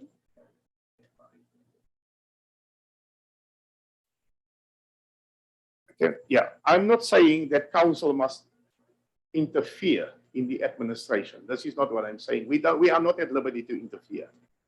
But it is the duty and the responsibility of this council to make sure that matters have been dealt with in terms of legislation and in terms of policy. If there are flaws and breaches, then council must point it out and identify it. This is our role to do. Thank you, ma'am. Councillor Chaba?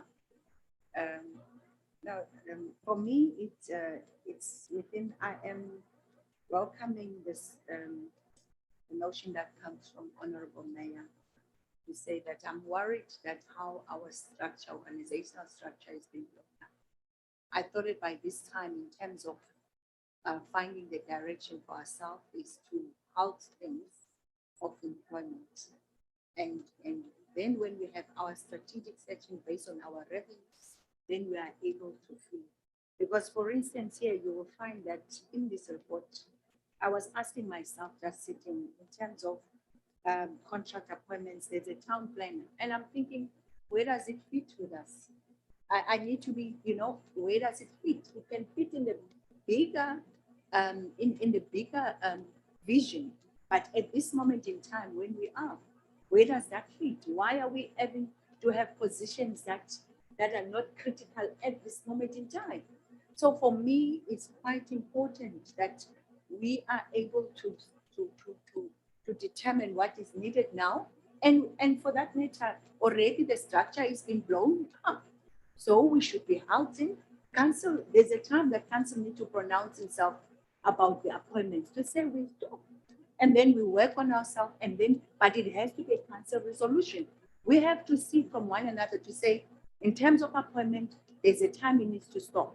And then we can be able to assess the situation, and then we are able to go forward. Because from where we sit in Mayor, if we say the director, they mustn't do it, but yet council is not really pronouncing itself, then it's not so meaningful. There is a time that we need to take a stand. And then this is what we are doing, and then we're going forward. Thank you. You want to add something? And then I will, if there are no other questions, Mr. Winter, can you then just respond, please? Thank you, Madam Speaker. I would just like to say that I think that last month we had the same requests regarding the disciplinary actions that are taken against officials. There's nothing more destroying and devastating to an official that has been accused falsely and has to be approved that he was or she was innocent. And until such time, I think that the privacy or the rights to privacy and also the POPI Act basically kicks in. And what if people's lives are innocent, people's lives are destroyed because of making information available to people, that basically to councillors or to anybody else for what it's worth. So I'm really determined when it comes to this that we should bring back an item to council to state, and from the legal point of view, what is allowable and what is not, because I really feel that we can destroy innocent people's lives because they have the right to go through a hearing. They've got the right to prove their innocence if they are accused innocent or they are accused falsely. So as far as that's concerned, I really want to urge that we do something regarding that, and that we don't have these kinds of requests, but so that we can set the record straight. And then I want to suggest, and I want to amend, I want to the recommendation that the mayor has made, I want that added to our recommendation or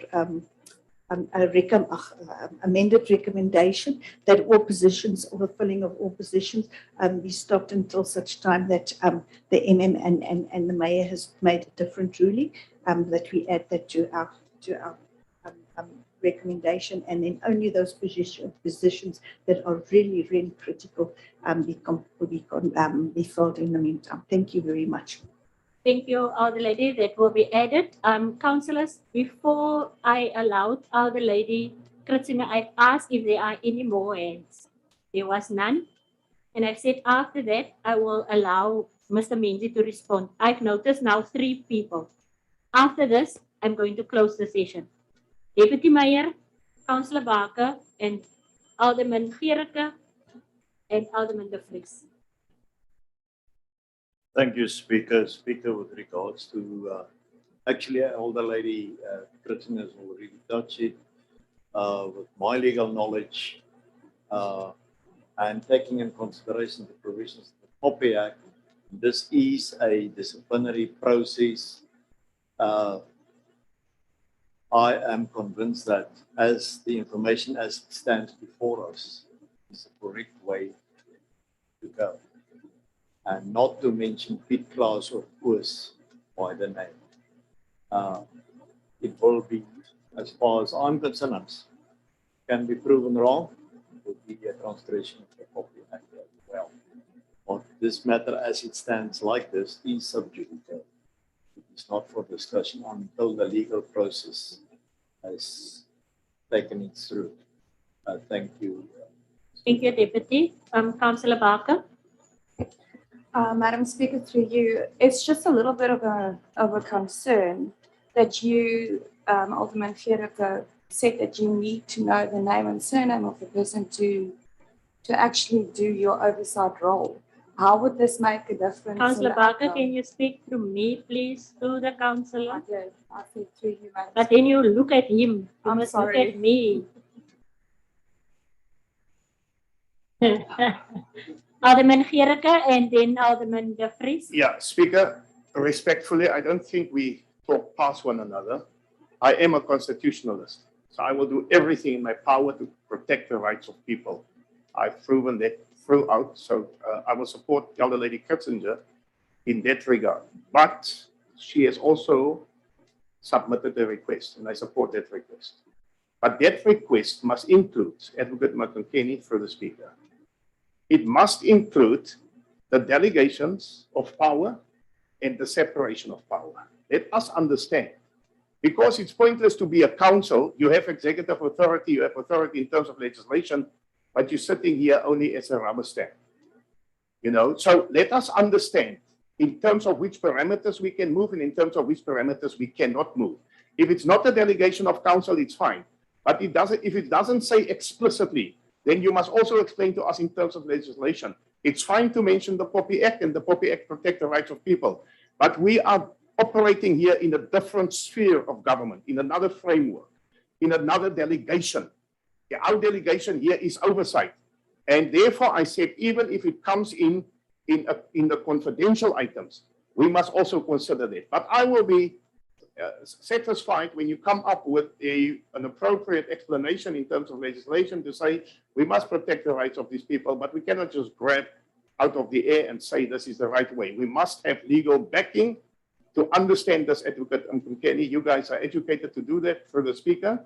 And then the reason why we are asking the names of the people is, as I have said in the last month's meeting, it's our oversight is to make sure that if there are disciplinary action against any individual, we must then ask. If there are 10 white people that are charged, we must ask if there's a witch hunt. We must establish whether there's a witch hunt or whether there's no witch hunt or whether there's grounds to charge the people. If it's black people, we must also understand. If it's colored people, we must understand. Unfortunately, if it's a certain race, if it's LGBTQI, whatever, we must understand what is happening in the workplace. This is oversight, man. For the Speaker. Thank you. Alderman De Vries. Thank you, Speaker. Speaker, we must be careful that the Poppy Act doesn't become something that is thrown at councillors when they want to do their oversight role. That's not the purpose of the Poppy Act. It's protect, of course, the visual information. Now, the manner in which the councillor was requesting it in terms of whether we find things in confidential reports, then the law allows us that in terms of doing that. It's just in terms of we must make sure that if we change the decision about the type of information that we want, is that we protect those individuals. So the worst thing that can happen is that a confidential report that can be leaked. The council is correct. We are the executive authority. Can't hide information. Everybody else in this organization knows about who's currently in a year. So it's not that privy information. So, but it depends on the intention. And I want to quote from the Poppy Act that is being used at times as a reason. The Act must be interpreted in a manner that gives effect to the purpose of the Act and does not prevent any public or private body from exercising or performing its powers, duties, and functions in terms of the law and other related legislation. But I think that let's allow the administration to look at and have a discussion, and so that we also know why we need certain information, why we want. But we should not use the Appropriate Act to not to give information to the executive authority. Thank you. Mr. Mainzi? Thank you. Sorry. Thank you very much, Madam Speaker. No, we'll look into the comments that have been raised by the council in relation to this. I know this matter is the second time that has been raised. It was also raised last month, and then from the administrative side, we'll look in terms of the modalities of actually protecting the individuals that are affected and also the institution in terms of how we do this. I'm quite certain that we would come up with a more progressive point when we meet again. And then we've also taken note in terms of the comments that was made by the mayor in relation to wait for the strategic planning session before we do any form of advertisement going forward, so that we get the strategic direction in terms of where the institution is going to go to, and then so that whatever then happens, and then it will be guided by that process. Thank you. Thank you. So can we go with that recommendation as amended by Councillor Iona? Can we get a seconder for that? I second it. Thank you, Councillor Malloy. And the administration did get the part that must be added. Advocate, thank you. Councillors, we will deal with, there's nothing for section A. We will deal with section B and section C, and then we will break for lunch. I've already mentioned that section B, B1 will be moved into in-closed session. So we will deal now with B2, and that is a report on the appointment of an acting municipal manager. You will find that on pages 39 to 41. Maya, are you who's going to? Point of clarity. We can't speak about that item.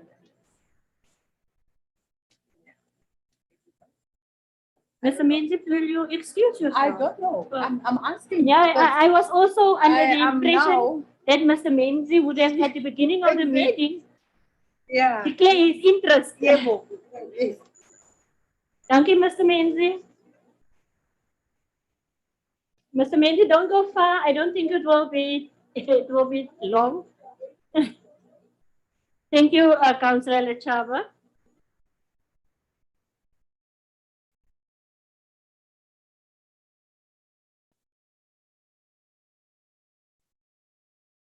Mr. Maya. Thank you, Madam Speaker. Madam Speaker, this would actually go hand in hand with the item which you just referred to in committee. But safe to say, Madam Speaker, is that maybe we need to tweak the recommendation. We state there 3 months. We know that is the legal requirement that any person should not act for more than 3 months. But in this instance, Madam Speaker, the service provider have moved faster than anticipated. Hence, we received an addendum, which then means that there's new information. So I would then amend these recommendations to state that currently it says 3 months. We should state there that it can be shorter than 3 months, depending on what comes out of the negotiations. I don't know how to put it in words, but it should not be cast in stone that it is 3 months. It can take shorter than that. Maya, I was one step ahead of you. On page 39, I've already spoken to the administration about this when I received the first draft. It says there that council take note of the report and approves the appointment of Mr. Lusanda Menzi to act as a municipal manager for a period not exceeding 3 months, while the process of appointing a municipal manager is being finalized. But that said, when I read on page 40, the Afrikaanse weergawe, it's not stated the same as the English, and we've Googled the Xhosa version, and it's also not saying the same than the English version. So I think the administration must just get that correct, that what we are saying in English must be also in Afrikaans and also in. So will that cover, Advocate? Will that cover this? Is it only Alderman De Vries? Any other hand? Alderman De Vries? Speaker, on the point that because we're going into a legal contract. We can insist when you say 3 months. The point that the executive may, I think, want to mention is that, or until the commencement date of the new municipal manager, whichever comes first. No legal, you can put it. Yes. So then it means that if the council approved today the appointment of the municipal manager, that if those negotiations is completed within a few days and the person want to start sooner than the 3 or 2 months, then we have made provision for that. I'm just afraid Mr. Manager will say, no, you appointed me for 3 months. Okay, so can we just get then the correct wording? We must stop at that act of Mr. Lutsandru Menzi to act as municipal manager. Then I think for a period not exceeding 3 months must be taken out. Or can it stay like it is? I think Alderman the Vries has covered it. If we need to tweak that in there until. Speaker, no, it's very clear what Alderman de Vries said, and we can just put it as it is. Basically, what we're saying is that it should not be longer than 3 months. If the process is finalized today, then the new will start, and Mr. Menza will no longer be acting. Thank you. And can it just be then corrected on Afrikaans and as well? So can I get a proposer and a seconder for that? Maya, are you proposing as amended by Councillor de Vries? Yes, I am seconding Councillor de Vries' amendment. Thank you. Thank you. So we're proceeding to B3, that is the second adjustment budget 2021-2022, medium term revenue and expenditure framework, MTRF, pages 42 to pages 219. Maya? Madam Speaker, I'm tabling this for adoption by council. Thank you. Councillors, any input? Before I ask for a seconder, any input? Alderman Gericke? Yeah, Speaker, no problem with the adjustment budget. I just want to understand on page 53, 400,000 rand increase to the exit gratuity provision for the new policy approved in June 21 for employees appointed linked to the political term of office. Maybe we must just get a report sometime as to what the gratuity was, the amount, and so on and so on, and who has been affected. Thank you, Speaker. Thank you, Alderman Gericke. Maya? I'm happy with that, Madam Speaker. So you are happy with that? We get a report of who the people were? Yes. My apologies, acting MM, for not calling you. Thank you for the administration that went to fetch the acting MM. Sorry, Maya, I interrupted you. I was saying, Madam Speaker, I approve what Alderman Gericke has raised for a report to come to council in future. Thank you. So can I get a seconder for that, please? I'll second, Madam Speaker. Thank you, Councillor Barker. We're proceeding to section C, that is report from the Office of the MM. Appointment of APEC members. We will find that on page 220 to page 243. Menzi. Thanks, Madam Speaker. I would request Mr. Noliwe to just preface the item for the councillors. Mr. Loliwe, where are you? Thank you, Speaker. I'm here. Thank you, MM. You switch on your Can you hear me? Yeah, we can hear you, but we also want to see you. Okay, Speaker. Let me see if I can be able to switch on my camera. Please note that today I'm on leave, but I just joined the meeting, so I'm on my casual. Loliwe, Yes, Speaker. you may switch it off. Thank you. You may switch it off. Thank you, Speaker. We are requesting for the filling of 3 positions within our audit committee. In terms of the Municipal Finance Management Act, at all times we must have 3 members, a minimum of 3 members in our committee. In last year, we had a resignation. The term of 1 member expired. Then what we've done, we've advertised to replace that member. 2 attempts, we could not get a suitable member. Then we went out on headhunting. Hence now this report that is in front of us to headhunt the members to serve in the audit committee. There were specific requirements in terms of the skills that we want. We're looking for a person with people with a legal background, because the contract that expired was for a person with a legal background. Now, on the 24th of January 2022, last month, we also received a resignation from one of the members who has a financial background.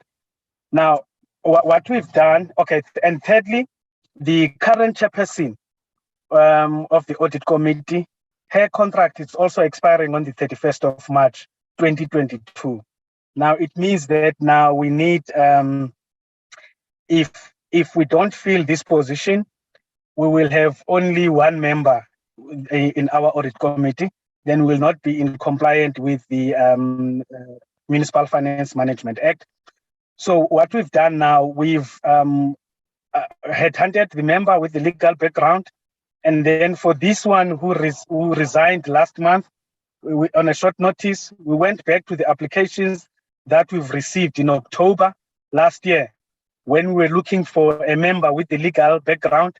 And in those applications, we did manage to get a member that can qualify based on the financial background. So what we're doing now, we're filling those 2 positions. That is the on the legal side and the person with the financial background, as we are also then asking the council to extend the contract of the current chairperson with 2 years. The reason for that is that if now we appoint 2 new members, those will be new members for the rest of the term, and the 1 member that will be left from the previous audit committee has only got probably about a year as a member of this audit committee. Now, in terms of experience and all that, we would want then that continuity, that maybe we extend the current term of the chairperson, not necessarily as the chairperson, but the term itself, so that the audit committee can curate and meet the minimum requirement as required by legislation.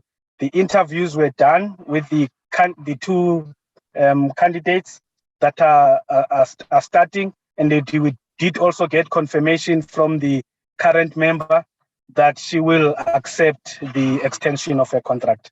Thank you, Chair. Thank you, Tembani. Councillors, any inputs? We've got the report now. It was given to us the detail. I've noticed Councillor Lechaba. Any other hands? Oh, first Alderman Gericke. My apologies. Alderman.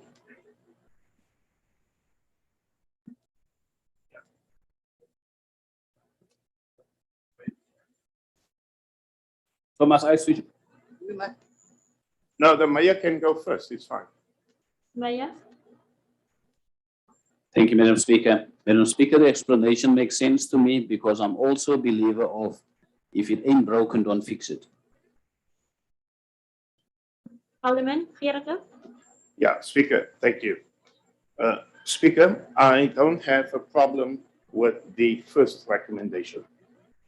That is the appointment of Advocate Mtunzi and Mr. ABJ Dippener. That is fine. We don't have a problem with that. But I need further clarity on the second recommendation in terms of the extension of the appointment of Dr. Adele Potgieter. We must understand what the charter says, what is the term. And I think the charter says the term is only for 1 year. Now, if it's only for 1 year, I think the charter will also say that you can only serve 2 terms. You may not exceed 2 terms. So then we are sitting here with a problem because now we want to come in and extend for another 2 years. Remember the introduction of this item. The purpose of this item says the following: to obtain council approval for the appointment of newly recruited persons as members of the Garden Route District Municipalities Audit and Performance Audit Committee, APEC, and to request extension of the APEC chairperson's contract. The recruitment here carries the emphasis. The extension, though, is a problem if it falls without the parameters of the charter. In other words, every person must apply for those positions as like in new persons. Again, your term is expired, your term is expired. Then there must be an internal arrangement as to how they're going to fill the position of chairperson, but you cannot just merely extend the position of a chairperson, even so when that person has stated its position already or overstate its position already. If you understand my English, Councillor Lambert here, but it's the best I could have done in English for this item.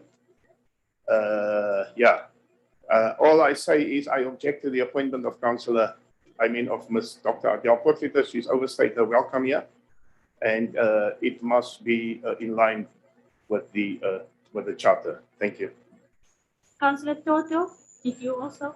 Thank you, Speaker. Speaker, I also just want to say that we welcome or we support the recommendation. However, just with a clarity seeking question, Speaker, of the headhunting part. Why would one go so far beyond the borders of this province just to get one person? Are we sending a message outside there that we don't have this kind of capacity within the region, or is there a special IQ that we're looking for that we were not able to get here? Because remember, it was the same council that made a suggestion that administration can go and do the headhunting. However, I just want to understand that last part, not with causing any offense to those that are written here, but just to seek comfort.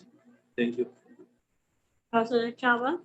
I hope whoever is going to respond to the questions is making notes. Councillor Chava, you may proceed. Thank you, the Speaker. For me, it was, we needed to check this, particularly the one of the extension. Because I know that, let's take a case law that has happened recently that affected all of us. I just want us to bear that in mind. Is that there was extension for local government, for councillors who went to court, and this is what it stated, this is what it means, you have to finish the thing, even up to a state that there was a threat for pandemic. You see, that what I'm trying to say, there was a case law based on you cannot be extending if the law says this. There could be another process. So I just wanted, and then Councillor Gerika was proving, but I just wanted us to take caution on this, that to say extension, it might not be a good idea, and it will be said to have a very professional person for us to bring back, but let us be able to apply our mind on this. Alder Lady Kritzinger and then the Mayor. Thank you very much, Madam Speaker. I think the reasons given by Mr. Loliwa was very, very, very, very clear. That the experience and knowledge that is of utmost importance, and the way we go forward as far as the audit committee is concerned. And until such time that the new members have settled and they basically know what is expected of them, I think that we cannot just scrap Dr. Potgieter's experience and what she's done for this institution over the years. So I really want to recommend that we adopt the recommendations as on page 221. Thank you. Maya? So I make this one, Speaker. In terms of the order of the I can see you. Sorry. Okay, I thought you have a thingy there, but okay. Speaker, let me start with the last comment. know that we, in the Systems Act, that is now moved to the Structures Act, very clearly you cannot vote against any legal decision as a council. Now, if you vote against any legislation, regulations, or your own policy, that decision is deemed illegal. So I think the clarity is important in terms of the chairperson. Now, I thought when I first read it that we're not appointing or extend the contract as an audit committee member, but as the chairperson, which is something different. But if it's included, let's do it in terms of a charter. So the explanation here should be not this vote. Let that person explain to us whether it is in terms of the charter, which are our policy, as Councillor Gericke or Alderman Gericke have requested. Because that for me is important that we take legal decisions as a council. It's not an objection. I think that we all acknowledge the chairperson, Ms. Potgieter's, Advocate Potgieter's work that they've done. And I think that there's no problem with that. But let's take the legal decision in terms of our own policy. The second thing that I wanted to ask, I will make the assumption that Ms. Mutunsi is the person in terms of legal, specifically the LLB, and then the other part was saying that the other persons in terms of finance. Now, I've looked at the CV of the person in terms of finance, and this person doesn't seem to have any financial, especially when it comes to accounting experience, because we talk there's social work, there's law, there's business economics, marketing. I don't see anything about finance. So if it's what that we look in, when you look for audit committee, for finance background, you look at a person with accounting background. So can I please get explanation, unless there's another member that we're referring to that have that financial or accounting background. Thank you. Councillor Chava and then the mayor. This thing is now going to and Councillor Hector. Thank you, Speaker. Thank you, Speaker. Speaker, yes, I support the last part of Alderman De Vries. The composition of the committee is very much important, especially when it comes to the finance part. But yes, Speaker, good ones to congratulate the two new members, and we welcome them at the Garden Route District. We, however, want to make a proposal that the appointment of the audit committee chairperson be set aside. Our reasons for this is the proposed chairperson have allegedly been implicated in some controversies during a term as audit committee chairperson at the George municipality. The information was all over the media and social media in connection with the exceeding term of office, which was never declared by her, Speaker. At this point, Speaker, I am of the view that due diligence test was not done for this appointment. Thank you, Speaker. Councillor Chava and then you, Maya. I just wanted to check, it just something came back, a memory lane. There was a time that the AG had a query about the audit, the chairperson audit committee. In terms, I think it was because of terms of the second term or something, but there was a query. I remember I was dealing with it in Impact. There was a query about the time. So I'm also saying that there are indicators, but please, I'm stand to be corrected on that. But I remember there was a term in terms of must she continue or I can't remember now. But I just wanted to say that I'm putting this so that council can know we are in record, we have said these things in council. Maya and then Alderman Gericke. Madam Speaker, may I ask for a 5-minute caucus, please? Can I just, with the indulgence of yourself, Speaker, most probably just submit my, or do my submission before the mayor asks to go for a caucus? You may proceed, Inka. Yes, thank you, Speaker. Speaker, I've just been, my attention has just been drawn by my elder lady here on my left-hand side, Elder Lady Draguna, and I think I agree with her. Let us not discuss the person as such, per se, but let us discuss the matter. So the matter at hand here is the charter. We don't personalize the issue. We have great respect for the expertise and the education of Dr. Adele Potgieter and the role that she's contributed. But that's not in dispute. I never personalize. If I must personalize here, Mr. Mayor, then I will also take out some personal things. It's a very same committee that has ruled that I did not declare the overpayment. You see, so I don't personalize this. So what we say is, we say the issue is the charter here, the Structures Act as has been raised by Alderman de Vries, and then the constitutional imperatives. We must also take the Auditor General's Act into consideration.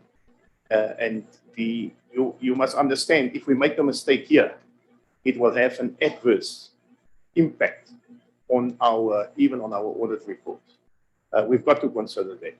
And we all know what the adverse effect would mean for any municipality if there's an adverse finding just because of one appointment. So please take that into consideration. And I thank you, Speaker. Mayor, I will grant you 10 minutes. So then it's 22. Then we will go for lunch and be back at 2:15. Please, can we be back at 2:15? Then we will proceed with C1.